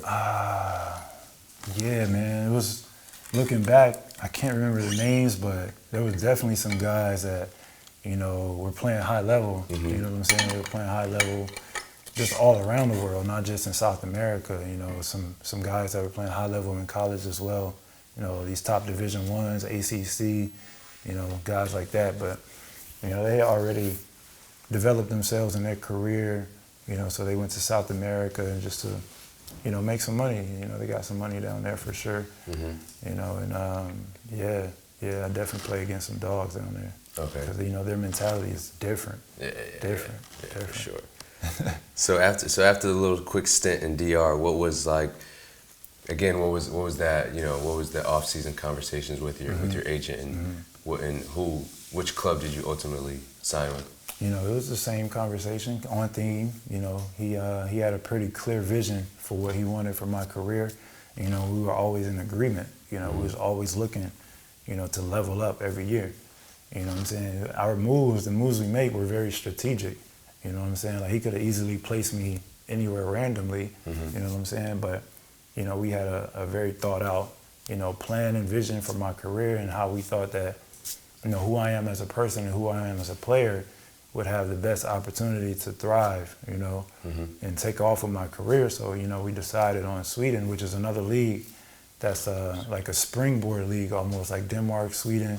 You know, those leagues you can really, you know, take off from, you know. So he was like, yeah, maybe one more year of the experience in Europe, and then, you know, maybe take off from there. And then so we decided on that, which is one of the best decisions I ever made in my life, for sure, man. Definitely. Okay. Now, would you consider this one of your breakout seasons? Absolutely, man. Absolutely. Like, What was everything it? came together that year for me, bro. Like, just with the culture, you know, the Swedish culture is amazing. You know, the role I had on the team, you know, the guys, the organization, the club, you know, they definitely made everything ideal for me to just have that breakout year. You know what I'm saying? And, you know, my coach, we talked a lot during the summer. He had a pretty, you know, clear idea of what he wanted me to be. And for the team, you know, we had guys around us, you know, that we were going to focus the team around, you know, and, you know, he had a vision. Yeah, he wanted me to be, you know, aggressive, scoring the ball, you know, doing everything that I can do and not limiting me at all, like no restrictions, you know. So that was big for me at that point in my career, you know. You know, so that was definitely one of the best seasons that I had. Definitely. How did you guys finish? Yeah, we made it to the finals. Oh, you did? Okay. Yeah, we lost in the finals to Södertälje, a team from Stockholm. Okay. You know, they're usually one of the best teams in the league. You know, we were dealing with some injuries, some sickness, you know, during that series. So, you know, they ended up beating us. Okay. Winning the championship. So, okay. You know, but that was definitely, you know, a great season for them as a team, because I don't remember how long it was, you know, since they made the finals before that year that I was there. Okay, got you. Okay, so now, so after after this, you're in Sweden. Right. This is the summer you played in the NBA Summer League. Definitely. Now, explain to me how the hell your agent get you from Sweden to the Brooklyn Nets Summer League. What year is this? 2019. Okay, so what did you got to explain this to me? I think you just got to go look at my film. This speaks for itself. Okay, you know what I'm saying? Like, I was able to kill that year, man. I think I averaged like 17 points a game. I made it to the finals, which is a plus. You know, everything that I was able to do, like the freedom I had within the system that was created for me, you know, just helped me, you know, in every way.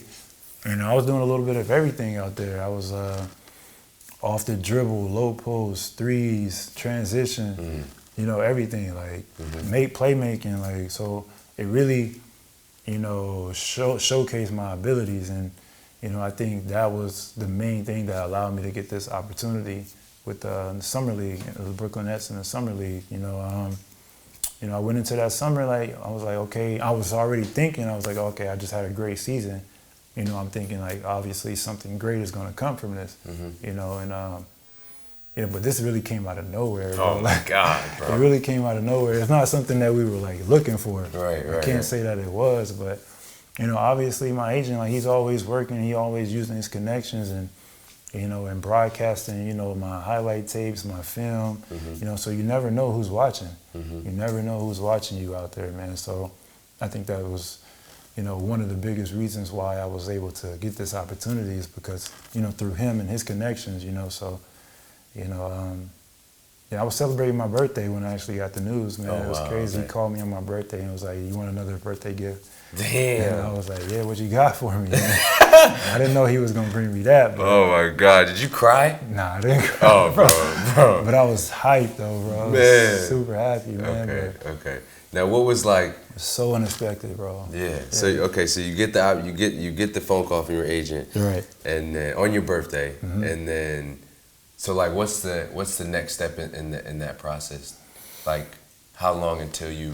So when I got the call and he was like, so it wasn't for the official roster yet. Okay. I still had to go make the Summer League roster. Got you. Okay. So they called me for a mini camp. Okay. So I guess they seen me, my film, following me that year when I was in Sweden, my stats. They decided to offer me an opportunity to make the Summer League team through a mini camp. Okay. What, I went up there, I think for a weekend. It was 2 weeks after I got the call.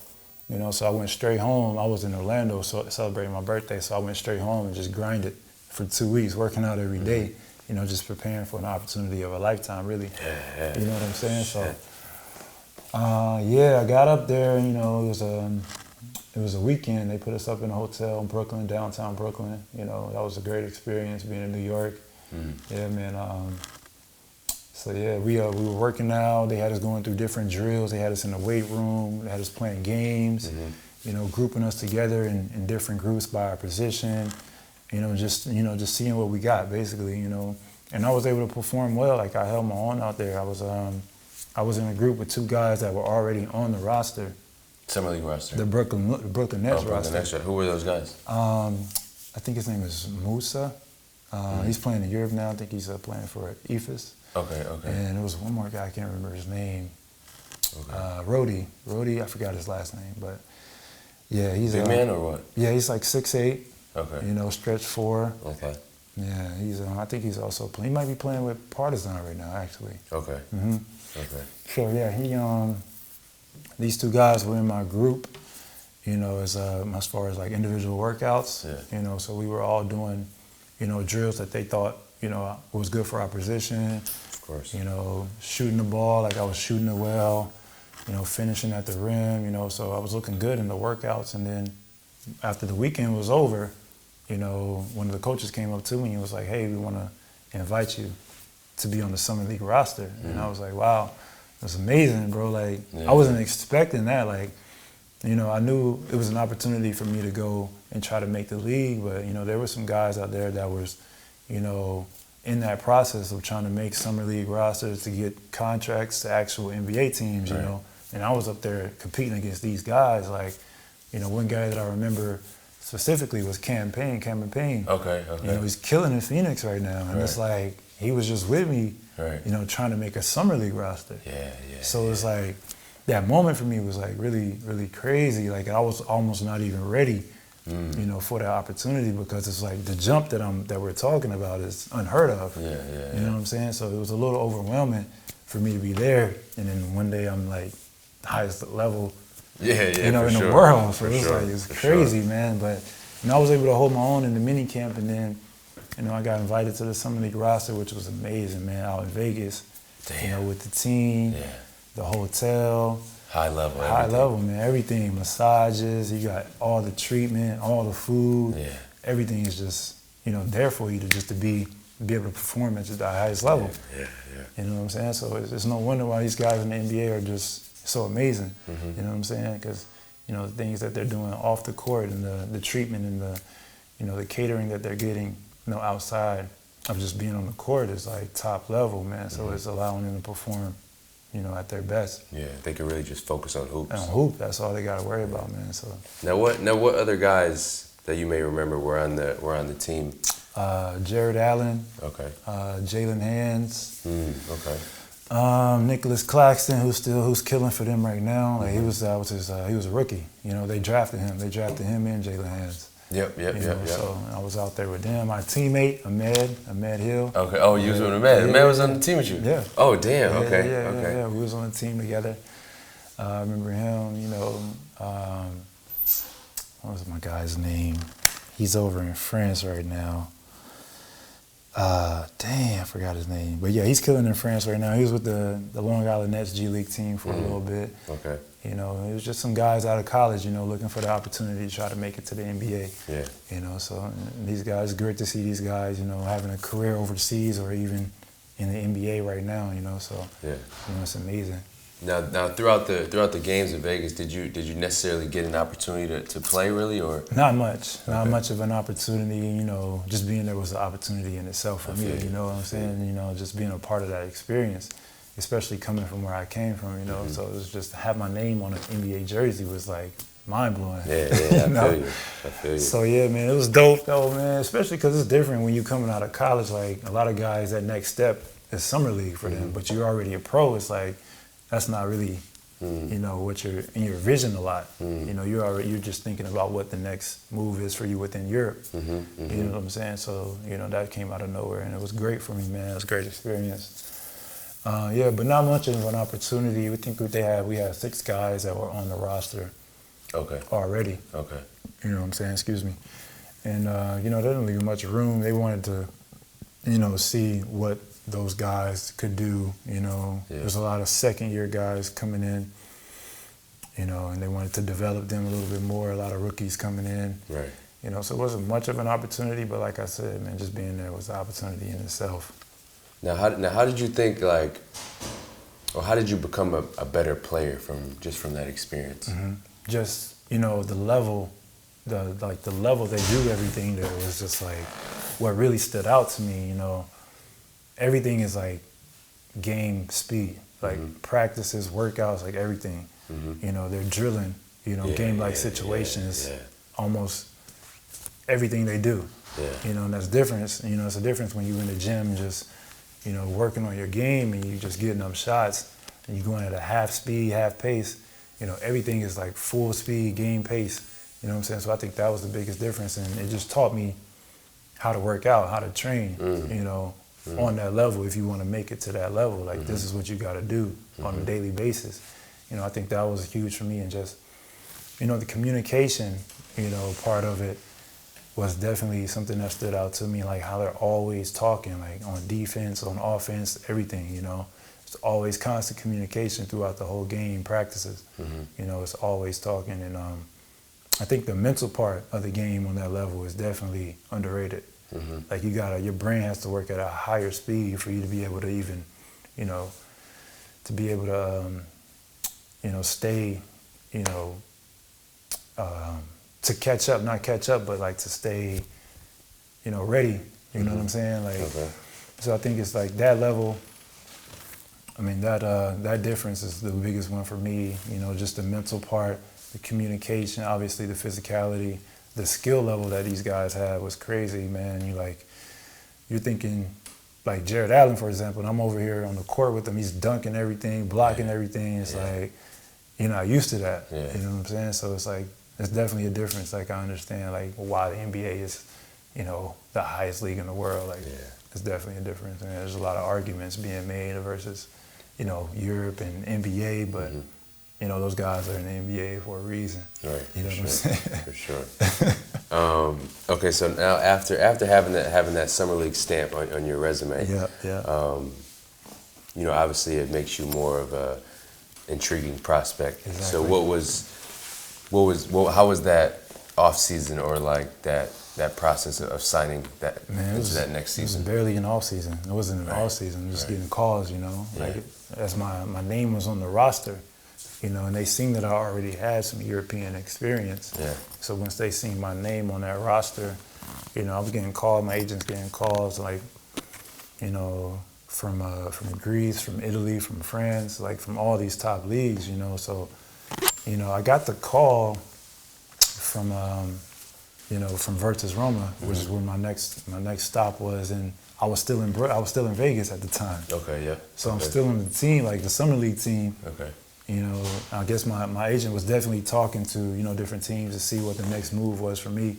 because, you know, from how it was looking, I wasn't going to get much of an opportunity to be, you know, continue to be a part of the team in Brooklyn as far as making a roster. So we were looking for that next move, and you know, I got the offer when I was still in Vegas, man. It was crazy. And you took that? Yeah, I jumped on that. You know, I thought coming from Sweden to, you know, the Italian league, the first division, the top league, you know, I think it was a no-brainer for me. It was definitely a great opportunity, you know, to play at a high level and to continue to show what I can do, you know.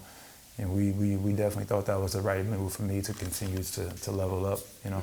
Now you had some pretty high level guys on that team. Definitely.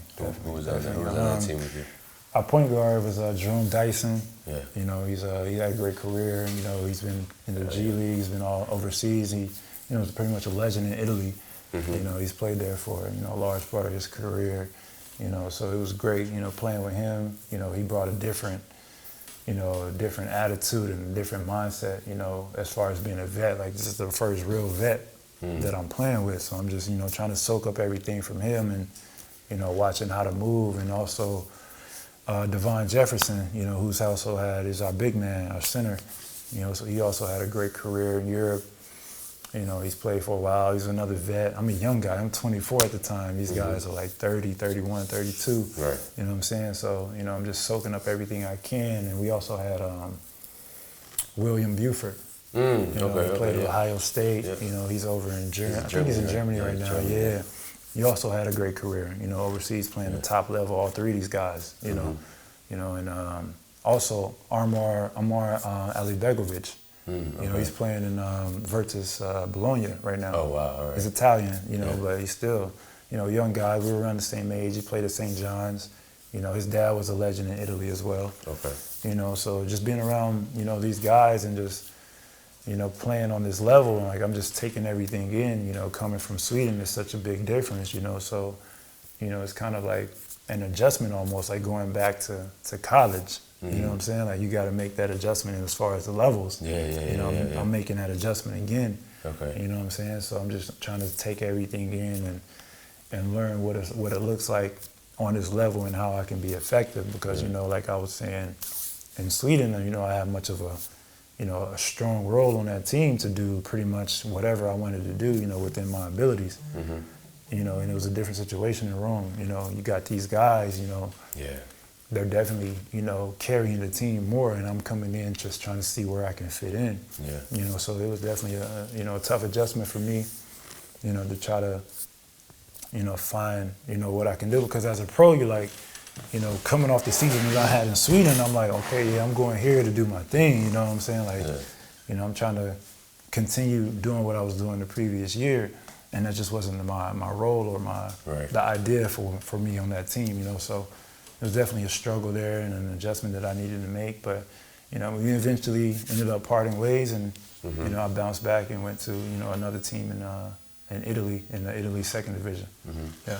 And I think that's like the theme of just like, you know, playing on, you know, those high level clubs is just like, not only are there more egos, but like like it's almost like a puzzle where you really have to find your niche. Right. You know, and you know, there's a lot of politics, there's a lot of business that go into the whole situation. So, of course, there's more pressure to perform, and I think that those are the things that like really don't get talked about a lot. It's just, you know, we see guys killing or things like that, but the stuff that happens off the court, you know, the structure that the coach wants, the system that the coach wants, how the organization is ran, those things play a huge role, if not a bigger role, than like the actual players that they sign. So, you know, that's one thing I've noticed, that like playing at, you know, those you know, top 5 countries, is just like, you know, you can feel the business. There's more like into it than just basketball and having fun and just like going out there and hooping. 100%. So what was like the biggest lesson you learned from just like dealing with like, you know, not only the basketball stuff and not like, you know, being able to have a significant role, but just like, you know, knowing what you can do and being limited. Right. You know, and like having like, you know, let's say like having them almost controlling you. You know what I mean? So what Yeah, was your man, it was a struggle, you know, because up until that point I didn't know anything different. Yeah. You know what I'm saying? Than just playing my game and having that freedom. You know, so it was definitely a struggle for me to try to fit in, but you know, it taught me so much about the game. It's like everybody can't go out here and score 20 points a game. Like everybody has a role on the team. Yeah. You know what I'm saying? So it definitely taught me more about, you know, that aspect of it, the team aspect. And, you know, yeah, I think as far as like the business side, like you were talking about, you know, from their point of view, like specific players, you know, have specific roles on the team. Yeah. And it's like, you know, I'm paying this guy one thing, I'm paying this guy a different thing. Yeah. Like their expectations align to what they're paying them. Yeah. You know what I'm saying? So that definitely, you know, goes into how the team is structured and, you know, the roles on the team. And it's like, that has to be communicated, you know, you know, on a higher level. Sometimes it's not. It's not. You come in thinking like, okay, I'm about to kill this year. You know what I'm saying? It's like, if that's what y'all wanted me for, like, it should be communicated. Yeah. You know what I'm saying? Like, so I think, you know, that was definitely the adjustment there for me, you know, and just learning like the business side of it, man. Like these owners and these coaches and these presidents, they have a vision. You know what I'm saying? And they're bringing players in that they think are going to align to their vision. And when it's not working out, you know, it's easy to just, you know, make a different move. Yeah, you know what I'm sure. saying? So I think that's one of the most important things that I learned from that year. Like, you know, everybody at the top, you know, has a vision that they think, or a way that they think the team should go and the season should go, you know, beforehand. And if it's not working out like that, then, you know, they make a business move, you know? So definitely. Okay, so then you parted ways, and then what, you ended up back in Italy, or? Yeah, I was in Italy. It was an hour away from Rome, actually. Okay. Yeah. And what was this club name? Latina, Okay. in the second division, you know, which is definitely a respected league, you know, Yeah. arguably one of the best second divisions in Europe. Yeah. You know, so, you know, me and my agent thought that was definitely, you know, a great spot to bounce back from. You know what I'm saying? Like, because he's starting to understand me more as a player. You know, we obviously wanted to crack into those higher leagues and try to make a name for myself and, you know, find my way, you know, in that. But he's understanding me as a player. Like, I like to have that freedom and that responsibility, you know? So at the club, the Italian club Latina, what you had a much bigger role with the team. So coming off that experience, you know, with Roma, what was the motivation like to just, you know, kind of get back on track, let's say? Yeah, we wanted to create, you know, a situation where I could, like you said, get back on track and just, you know, a situation that offered me more freedom to showcase my abilities and my skills, you know. So, you know, that team was definitely interested. You know, they were looking for a player in my position. You know, I thought I was going to be able to come in and, you know, just have the freedom, you know, to get my stats back right, you know, to, like I said earlier, showcase my skills and, you know, and definitely make an impact on the team and try to help them get some wins, because I think they were, you know, maybe middle of the league or towards the bottom of the league. So they wanted to, you know, somebody that can come in and help them, you know, get that, you know, extra push, you know, towards the end of the season to get them higher in the rankings. So, yeah. Okay, so that season finishes, but before we jump into the next place in your career, just give us a little overview of what the off the court, or what was it like living in Italy in general? Loved it, bro. Yeah. It was amazing. Like, in Rome, obviously the basketball situation wasn't the ideal, but, you know, living there, you know, outside of the city, maybe 20, 30 minutes, you know, so we would go there, me and my girlfriend, she was with me in Rome, and we would go there on off days and, you know, just driving around the city. You know, you're driving around and you might turn the corner and see the Coliseum, you know, out of nowhere, you know, so it was an amazing experience. You know, we would walk the streets, you know, try the restaurant, the food was amazing. You know, just visiting all the landmarks, you know, and just taking in all of the history that the city has to offer. Yeah. Okay. Yeah, that's awesome, man. I think Definitely. that's like one of the main things I take advantage of more now, Right. in my career that I did in my first couple years. I appreciate, going for walks on off days or just going, traveling an hour, hour and a half to see a city or something like that. Just because, we've been given this amazing opportunity, so it's, you got to make the best of it. Yeah, definitely, man.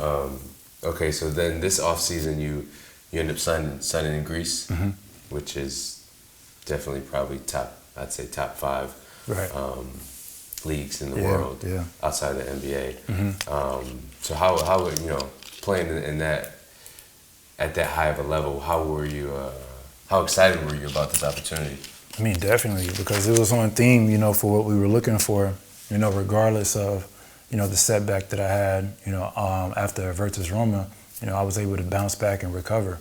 You know what I'm saying? And this opportunity came, to play for a team that was trying to qualify for a Champions League.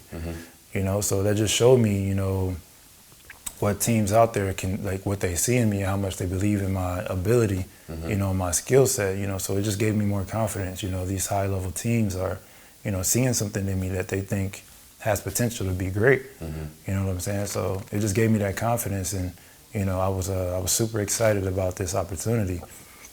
You know what I'm saying? Because like you said, top 5 league in the world, this is what we set out to do, me and my agent. We set out to try to get to the highest level possible. Yeah. So what was it? Talk to us about the just your journey in trying to get to Champions League. You had to qualify, but then just things necessarily didn't go. You guys didn't win, pretty much. Right. And then what was like the response from the team and management after that situation? It's tough, man, because, so first of all, to put everything in context, this is, the first season after the pandemic, so, and I was in Italy when the pandemic hit, so that's a different story, so Italy was the second country that was hit the hardest, so I was in there quarantining for almost a month straight, but it's a different story, so we go into this off season, after the season got cut short, so we're thinking, we're just going to try to see, what the, best opportunity is we can get. And then Greece came along, and, I'm learning that they have to qualify for Champions League, and, the rules are different going into the season because you only play one game, So you usually play, at least 2, home and away to qualify, and they do the point differential and all of that, but this year was different. You just got to win one game at a neutral site, and the team we happened to be playing was Karavnos in Cyprus, Okay. And we played them in Cyprus, so it really wasn't anything neutral about that, but, they ended up, it's a close game, man, close game.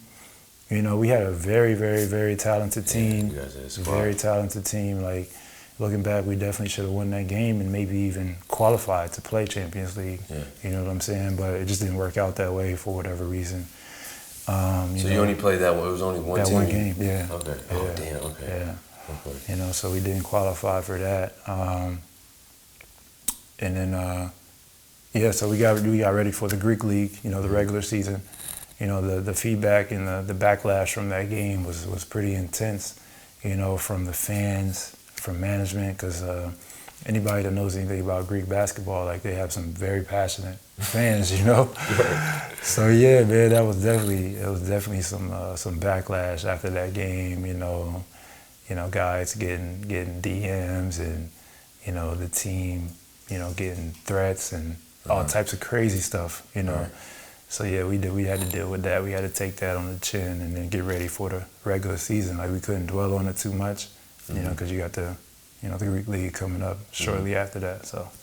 And what was, because the style of Greek is very, very different. Very, they have their own way of doing things. Definitely. At least basketball wise. So, was that an adjustment for you, or like, did you fit in right in, or?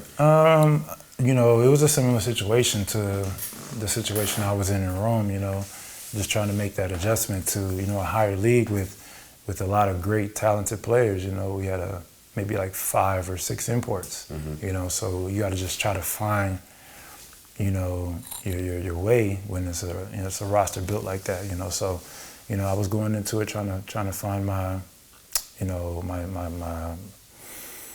my lane, basically. You know what I'm saying? So I think I was taking more of a, on a confidence level, I was taking more of an assertive position coming into the season.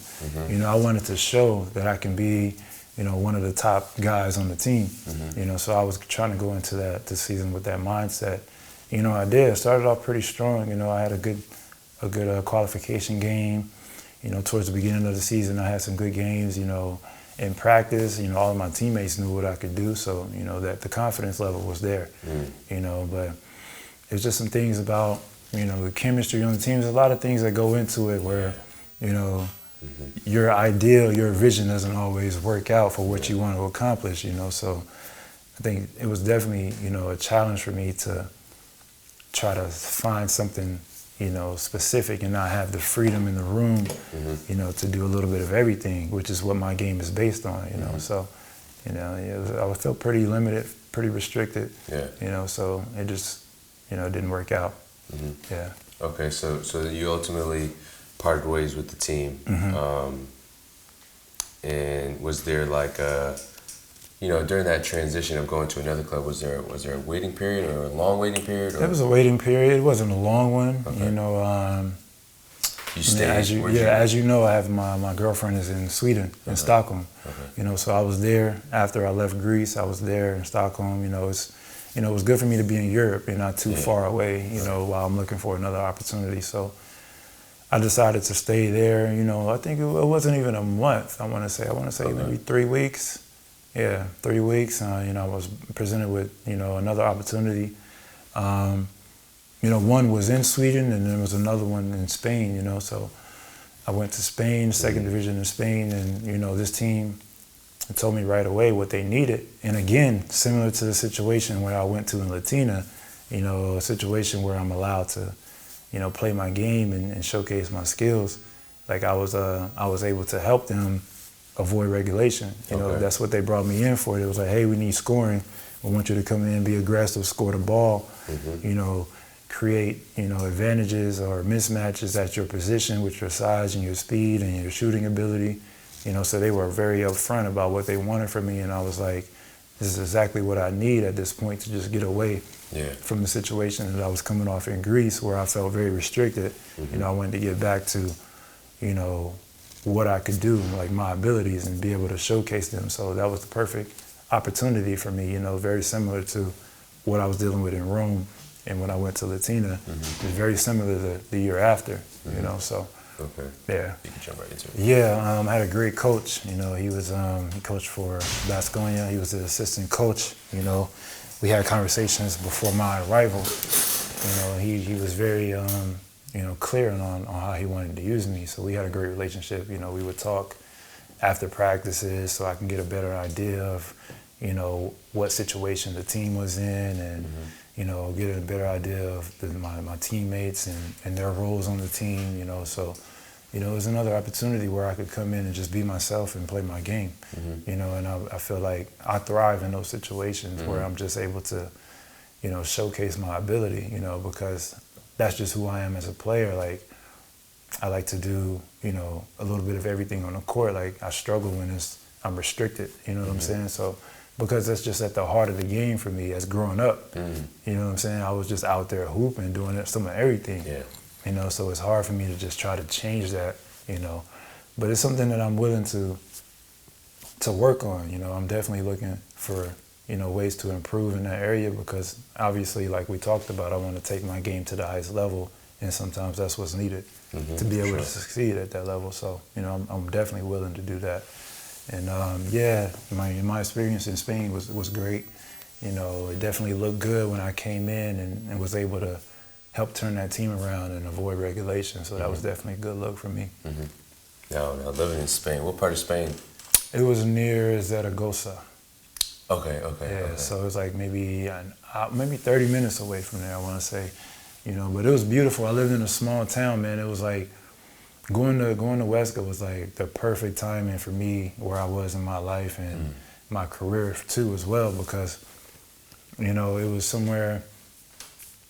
this is around the time where I was becoming more mindful, you know, and I was, you know, engaging in different things like meditating and journaling and, you know, I was taking walks and there was a lot of nature. So I was definitely able to, you know, participate in that more when I was in Weska because it was more of a smaller environment, smaller town, you know, so it was just like I would go to the local coffee shop every day, you know, talk to the barista, same lady every day, you know. So it was that type of environment, you know, it was great, man. I was walking everywhere, everything was walking distance, so, you know, it was definitely like somewhere where I could just like clear my head, you know. No, that's awesome. That's dope. That's definitely dope. Okay, so you go back home for summertime. Yeah. And then what was, you know, just talk about you and your agent's decision on you know, coming to Poland. Yeah, man, it's interesting because, you know, I wasn't, you know, I didn't know anything about Poland. You know, I knew I had, you know, one of my boys played here last year. Well, two of them actually, you know, I talked to them a little bit and they said they loved it. You know, the level of basketball is good here. It's a respectable league, you know, but I didn't know anything outside of like the basketball, like the living conditions and, you know, how it is. But, you know, I was reassured when I got here, you know, like as soon as I got here, I was like, this is nothing like I expected it to be, you know, like, you know, especially like being closer to Eastern Europe, like I wasn't expecting everything to be so, you know, more modern and new and in touch with the Western society, you know, so definitely something that surprised me, you know, it's been great, you know, because one of the biggest things for me in my decision to come or to go to any place is, you know, life off the court. Of course, that's huge for me. You know, especially being here with my girlfriend and, you know, she goes with me, you know, to every place that I go to. So I try to create a life, you know, that I think is going to be good for both of us, not just myself. You know, because if it was up to me, I feel like I could thrive in, you know, any situation, you know, as long as basketball is at the root of it, you know. I feel like I can, you know, force myself to get through that situation, you know, sacrifice, you know, if I had to. But now it's like I'm creating more of a life off the court, you know what I'm saying? And it's been able to bring me that balance when I have her with me because, you know, this is a grind. You out here for 10 months. Like you need something off the court to help you know, take your mind away from, you know, the everyday grind and the ups and downs and the adversity of your season. You know what I'm saying? So that's been big for me. You know, she's brought that, you know, in many different ways. Like we love, you know, touring the city that we're living in, going to the closest, you know, biggest city, seeing all the attractions, going to different restaurants. You know, like it's a life outside of basketball, and it gives me, you know, that peace and that balance. So, you know, definitely shout out to her if she's gonna be watching. Got to show love to Mikey. Always. So like how, you know, as we're going to pretty much the second part of our season, the end of our season, you know, we've got about 2-3 more months left. You know, how would you say that, like, you know, how would you rate your performance? You know, just, you know, and for me, of course, I'm my biggest critic. So like, definitely. You know, I just want to hear like, you know, your input on how you felt you've performed outside of just like, you know, team stuff. Just like, you know, how do you think you've done this? Individually, I think I've been able to. You know, something that me and my agent discussed before the season was that we wanted to start transitioning to more of a 2 or 3-4, like small forward, power forward. So I think that's one of the biggest things that I was able to show this year.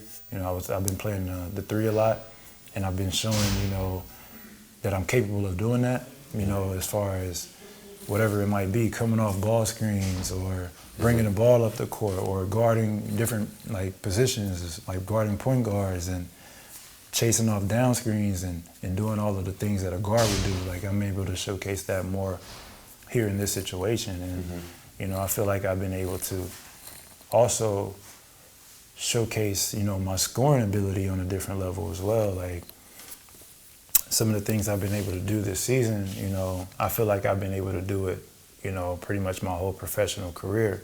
But this situation has allowed me to do it, you know, on a higher level in a more consistent rate. You know what I'm saying? So I've definitely been able to put together, you know, a pretty solid season. You know, obviously you have your ups and downs wherever you are.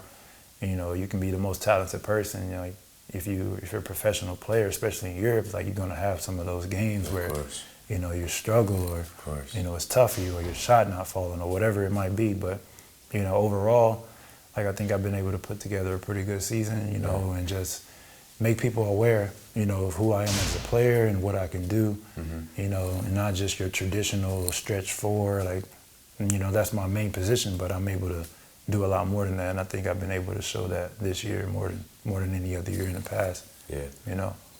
Now, for me, man, I think, it's been definitely a pleasure playing with you, man. I think, I think you haven't even hit the tip of your potential. Right. I think you've got, I remember mentioning to you when we first got here and we didn't really know each other that you could be playing the 2-3. Right. And I even, when I sat down with Marco, I said the same thing. Like, like you're very intangible, 2, 3, 4.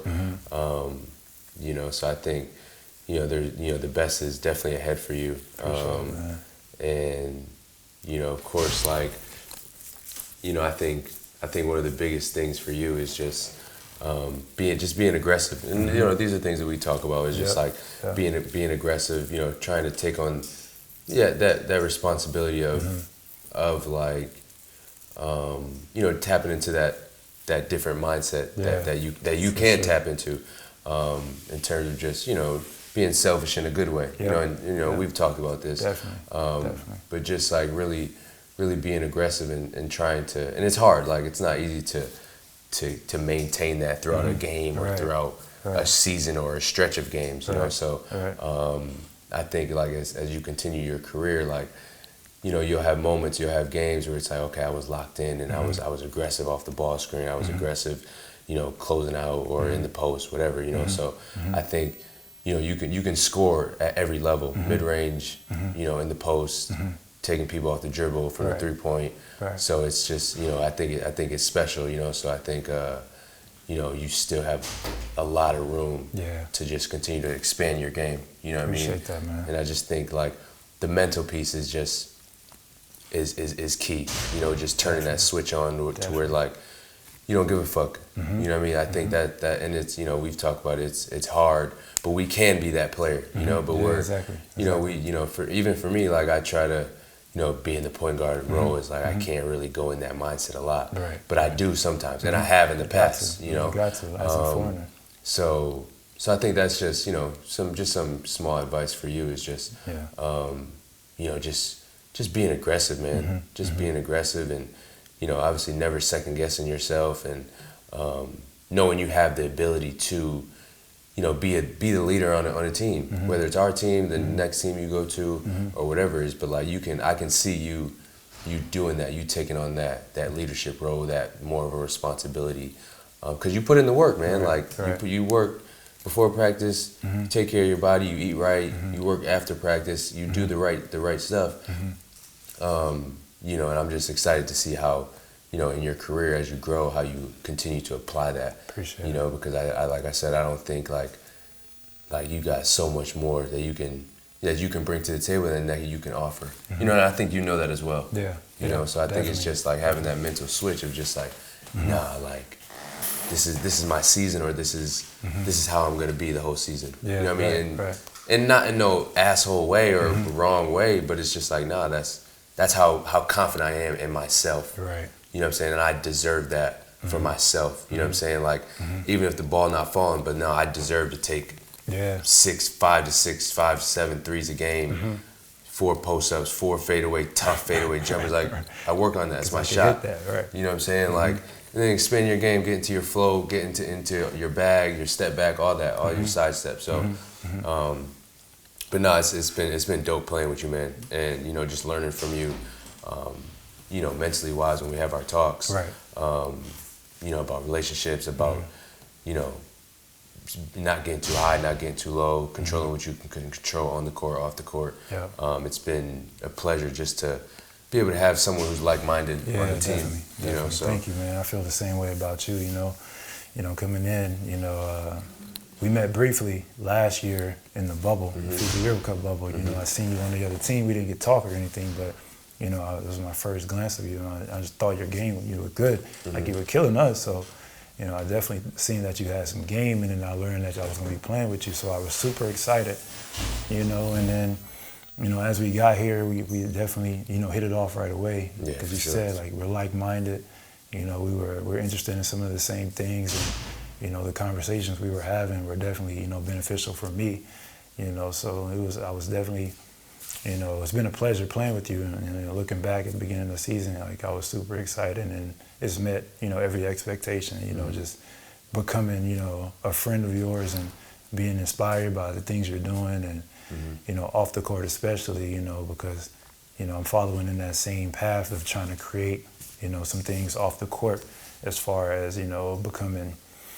a leader to the youth and to the community, so, I see you doing those things, and it's definitely an inspiration, man, and, as a point guard, you're definitely one of the most talented point guards I played with, man, definitely, but, I feel like, this season could have went, a lot differently. We talk about that all the time, so it's like every single game, it's just always there at the end, and, we could be having a completely different conversation. It's funny to look back on stuff and think like that, but it's definitely been a pleasure playing with you this year, man.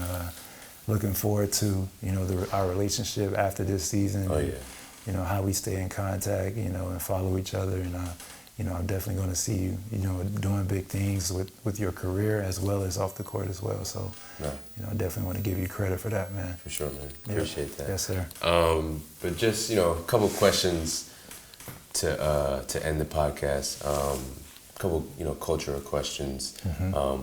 Not really related to basketball, but like in terms of just life goals, stuff like that. Right. But what is your idea of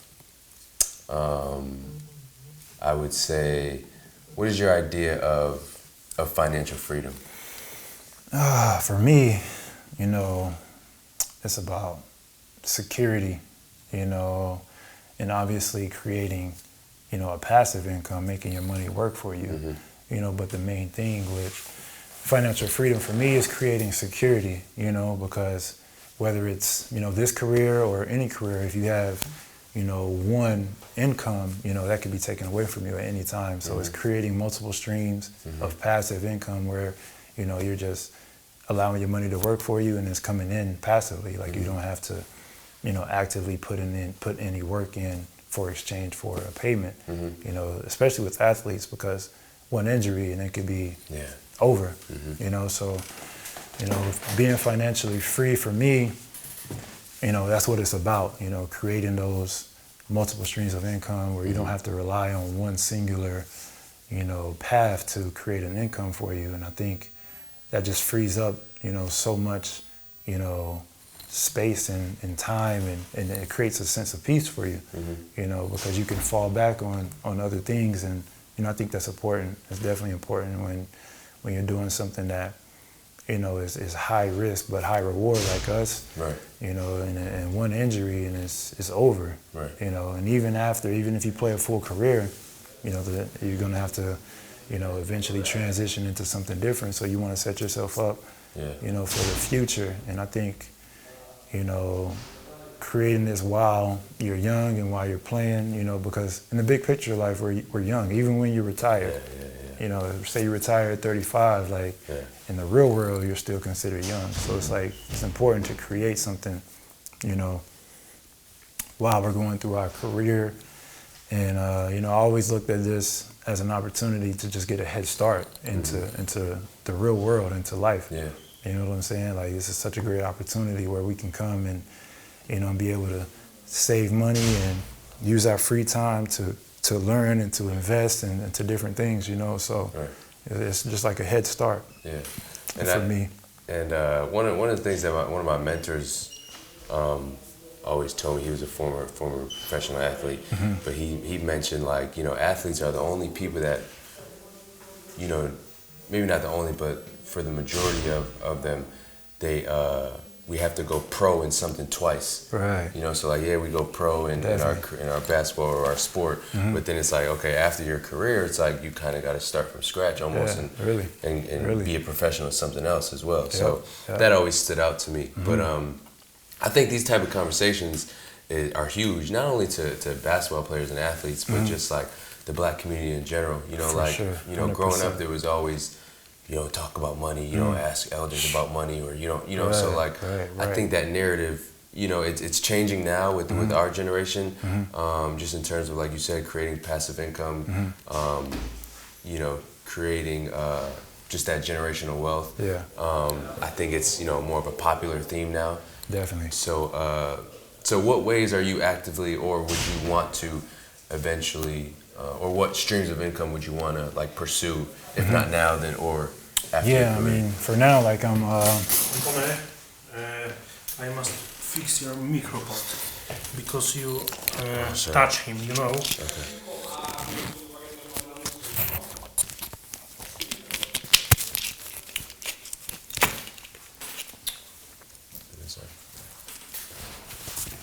It's still going, still rolling? Yes. We have 10 minutes. Just have to edit that or something. Yeah, we'll just edit. Yeah, cool. You ready? Okay, well, let's go. For me, for right now, you know, I'm mainly focused on, you know, investing within the stock market, within cryptocurrency. You know, as a professional basketball player, like, we don't have a retirement account or anything like that. So, you know, I've been able to do, you know, some learning as far as, you know, stocks and in the market, and I've been able to understand, you know, how I can use that to create, you know, something secure for me, like a retirement account. And, you know, I've basically been using it for that, you know, long-term growth stocks. I like to invest in those mainly, you know, and just putting my money away instead of a traditional bank account where you're actually losing money, you know, when it comes to inflation. You know, so I like to invest in long-term growth stocks, index funds, and, you know, and just watch my money grow over time because, you know, I have a solid plan in place. You know, as I continue to do that throughout my career, when I get ready to retire, you know, I'll be having a good chunk of money saved up, you know, and that's something that, like you said, we don't talk about as athletes or within the Black community. Like, I had to learn this on my own. Right. Go through the process of understanding and learning from other people's experiences, you know, that, you know, how to be, you know, smart with your money, you know, financially literate. Yeah. And, you know, that's something that I've been going through and learning these past few years and throughout my career, you know, and getting advice from my mentors and what moves to make. So, you know, I'm definitely doing that. And also, you know, I'm following in your footsteps, you know, with the things that you're creating outside of the game of basketball with your academy. You know, last summer before we met, I was able to do, you know, a camp within Stockholm, you know, with the urban community there, you know, inner city kids, you know, and put together a basketball camp for them just to inspire, you know, and to lead them and let them know, you know, kind of like what we're doing on the podcast, just share my story and my journey with them and let them know, like, regardless of where you come from, like, you have, you know, an opportunity if you create one, you know, and if you also have to have, you know, the right characteristics. Like, it's not just about, you know, talent or, you know, your skill level or your skill set. Like, you have to have, you know, some other things along with that. You have to be, you know, a good person and, you know, have the right, you know, characteristics, like I said. And, you know, so I've been able to give that, you know, give that game to them, like, because, you know, I'm a very spiritual person, and, like, we just shared my whole journey, and it's crazy to me, but it's like, it's so obvious, you know, how God has impacted my whole life from the beginning. You know, this is unheard of, you know, the kind of story and the journey that I'm going through is as far as where I came from to where I'm at and where I'm going. You know, so I feel like it's a duty of mine to give back and to inspire the kids and share my story with them and let them know, like, you can make it possible as well. So, you know, I plan to start an academy as well within Stockholm, within Sweden.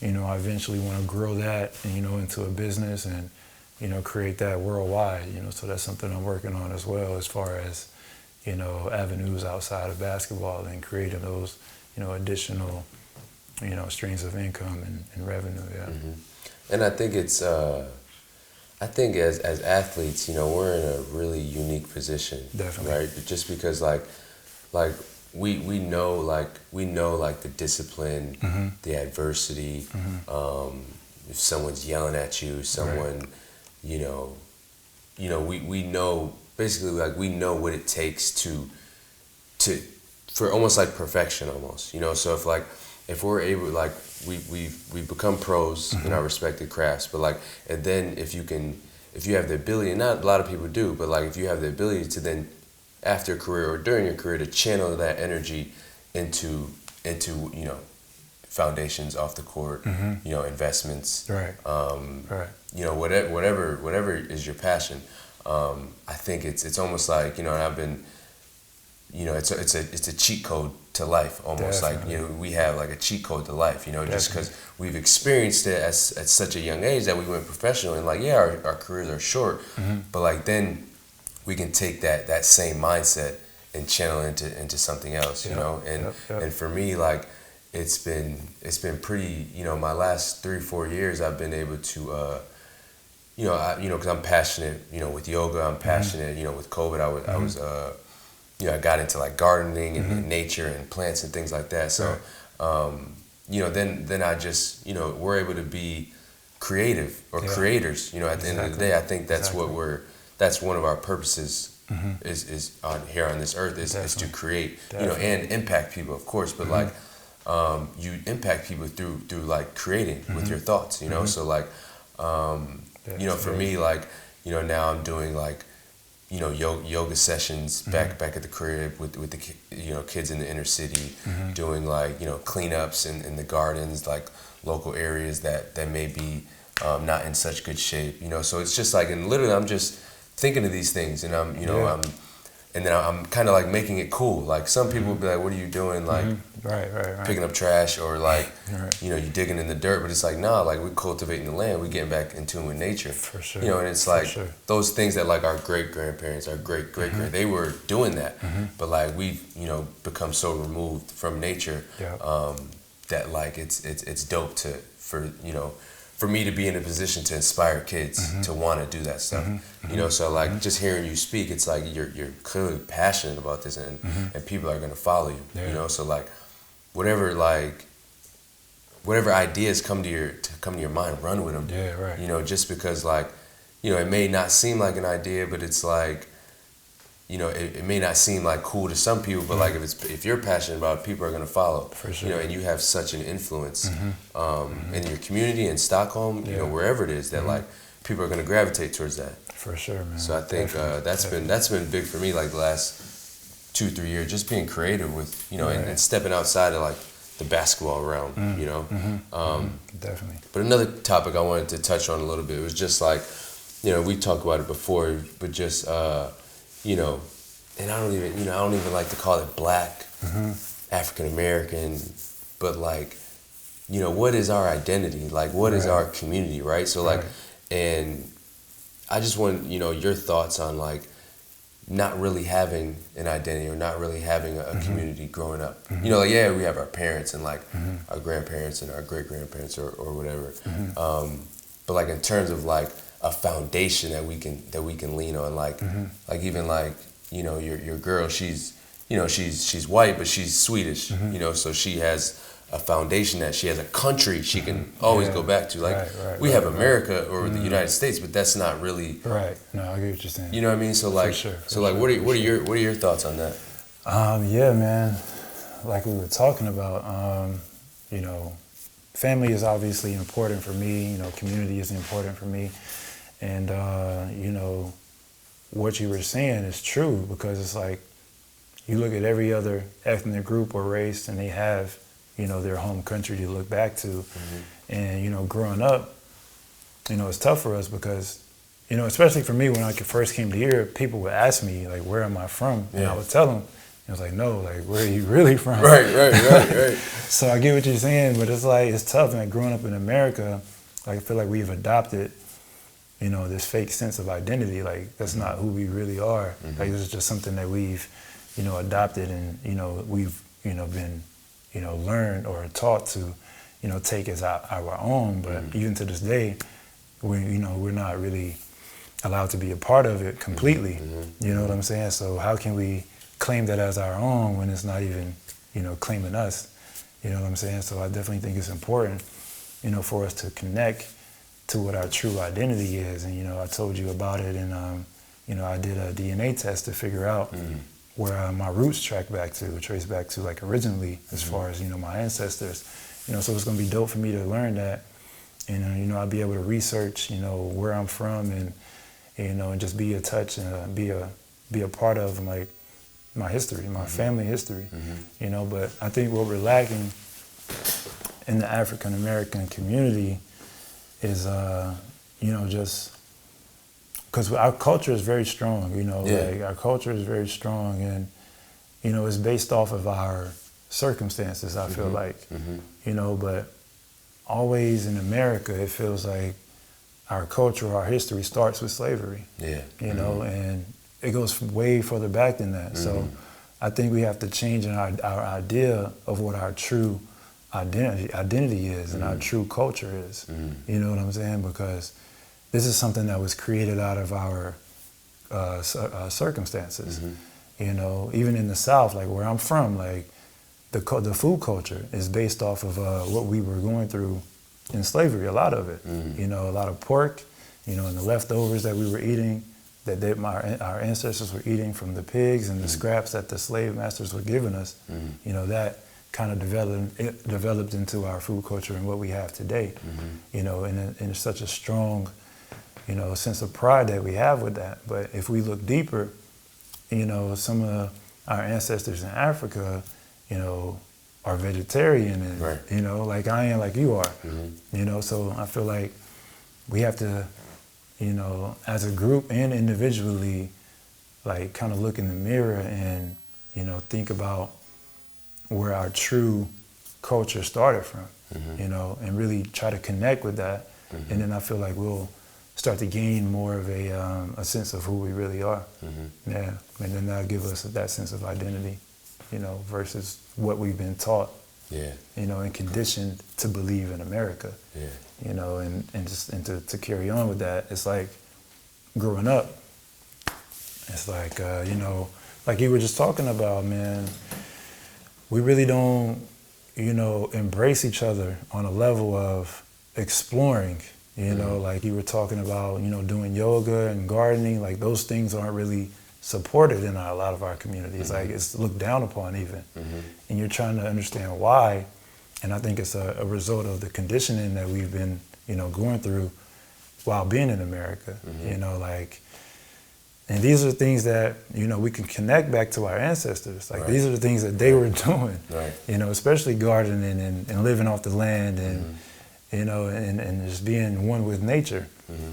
So I think somewhere along the way, like I was saying, like purposely we were disconnected from what our true identity is, because if we were really in tune with, who we are and where we come from, I think the African American culture in America would look completely different right now. We would be in positions of power, you know what I'm saying? And it's like growing up, the only thing, that you're told you could be is an athlete, entertainer, you know what I'm saying? Right.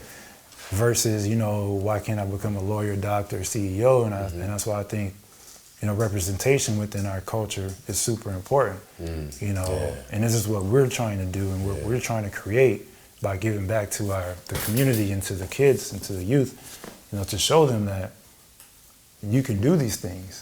These things, like yoga, like gardening, like everything that you're involved in with your academy, like these things are cool to do. Like we have just as much right to do these things and participate in these things as anybody else, but our whole life we're told that it's not considered cool, it's not acceptable, it's like we're so confined to, certain things within our culture, and I don't think that matches the true identity of, who we are as African Americans.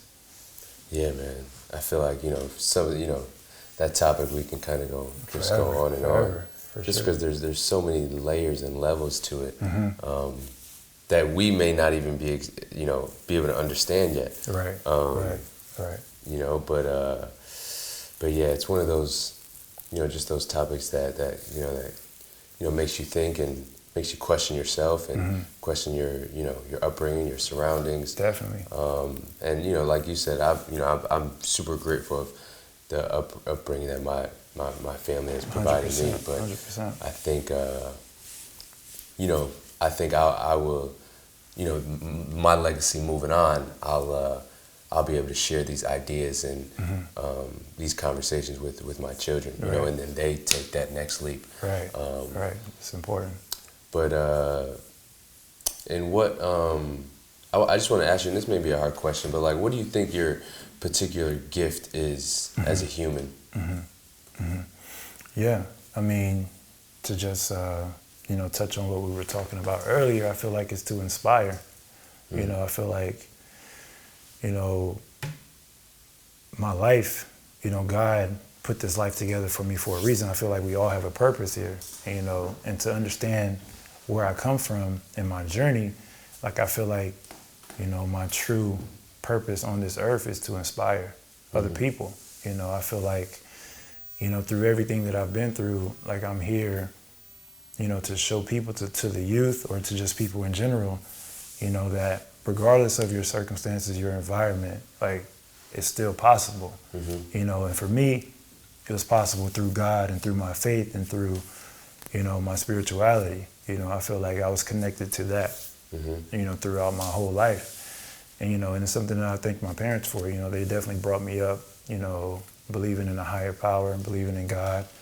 You know, so I've been connected strongly to that, you know, and I feel like as I got older, I've been able to connect with him on a higher level. And I feel like, you know, he's made it clear for me that you're not here by your own doing.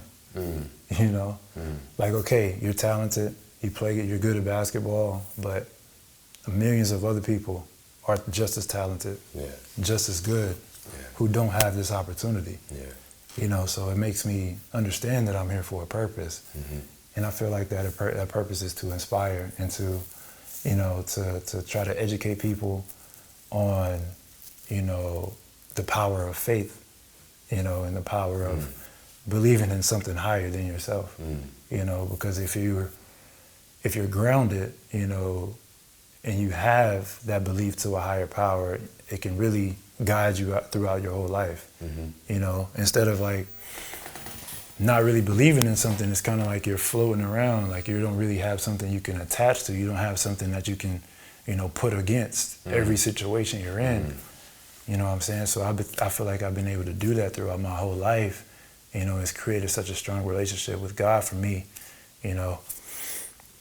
And I can see clearly how he's been talking to me. Even when I look back, it's like certain circumstances and situations, it was like, I mean, there's no explanation. It's got to be God, you know, for me. So, you know, I've definitely been able to, you know, figure out, or at least, you know, where I am right now, I feel like that's definitely the message that he's trying to relate to me, is that my purpose out here is to inspire, you know, and as I continue to go higher and higher, the more people that I'm able to, you know, inspire and to, you know, have an influence on, you know. So I think that's one of the things that I'm definitely here for. No, that's powerful, man. Yeah, for sure.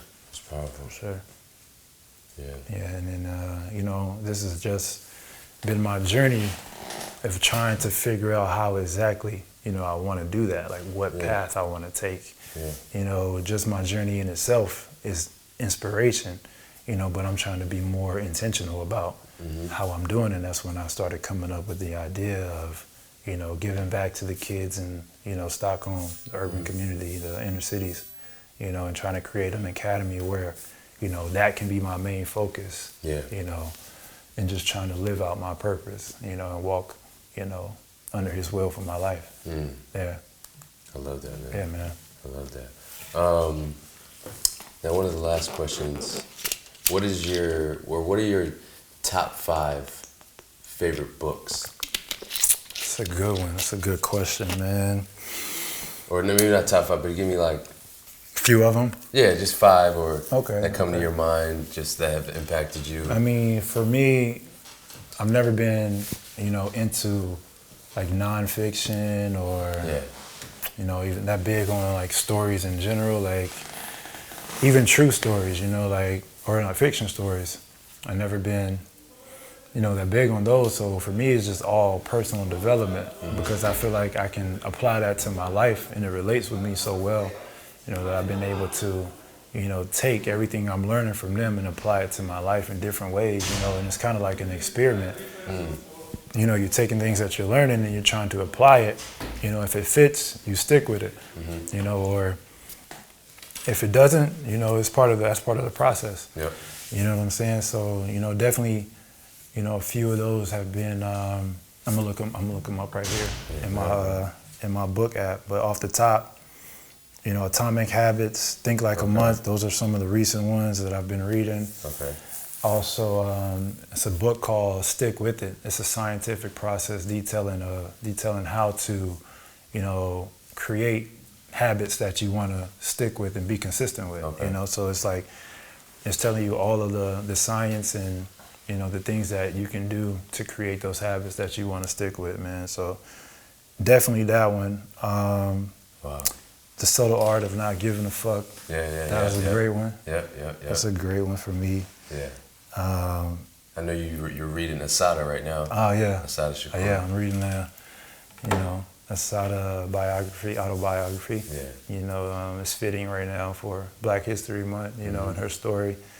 It's crazy, the things that she went through, Still going through. Yeah. And it's just, it gives you an idea of our government in America. And it's like she's still on the most wanted list, all these years later. Yeah.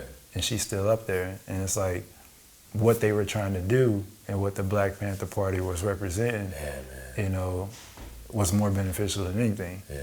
You know what I'm saying? Like, they're doing some of the same things that we're trying to do and create within our community. Yeah. As far as like giving back to the kids and just creating, an opportunity for them. Right. And I think that's what they were all about.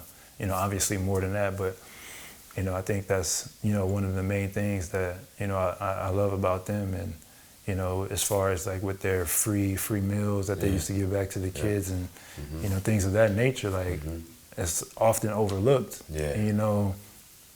And there's obviously an agenda, Right. that they're trying to paint, and it's like almost trying to pin us against our own people. You know what I'm saying? Like, if we don't learn this stuff ourselves, we're just taking everything that we're learning in schools, and it's like, oh, the Black Panthers were bad. Like, that's the information that we're given almost. Definitely. You know what I'm saying? Definitely. So, it's tough, like, especially growing up as an African American, it's a lot of unlearning that you gotta do, from how we were taught and how we were raised, So yeah, man, it's just, in that, living outside of America, for all these years, has definitely been able, has opened my eyes to a lot. Yeah, you can see it more now. Yeah, on the outside looking in, you can see it, but while you're in it, it's tough. It's tough to really, open your eyes to. Yeah. No, yeah, that's powerful, man. That's For powerful. sure, bro. But yeah, I believe that's a wrap, man. I appreciate your time, Definitely, coming on the man. podcast. It was great to chop it up with you, man. Absolutely. I'm sure you're not only, people in my community, kids in my community will definitely tune in and gravitate to your story and your conversation, I really man. hope so. Hope I was able to inspire somebody out there today. Yeah, definitely. So appreciate you, man. Alrighty, man. Thank you, bro. Thank you. It's been a pleasure.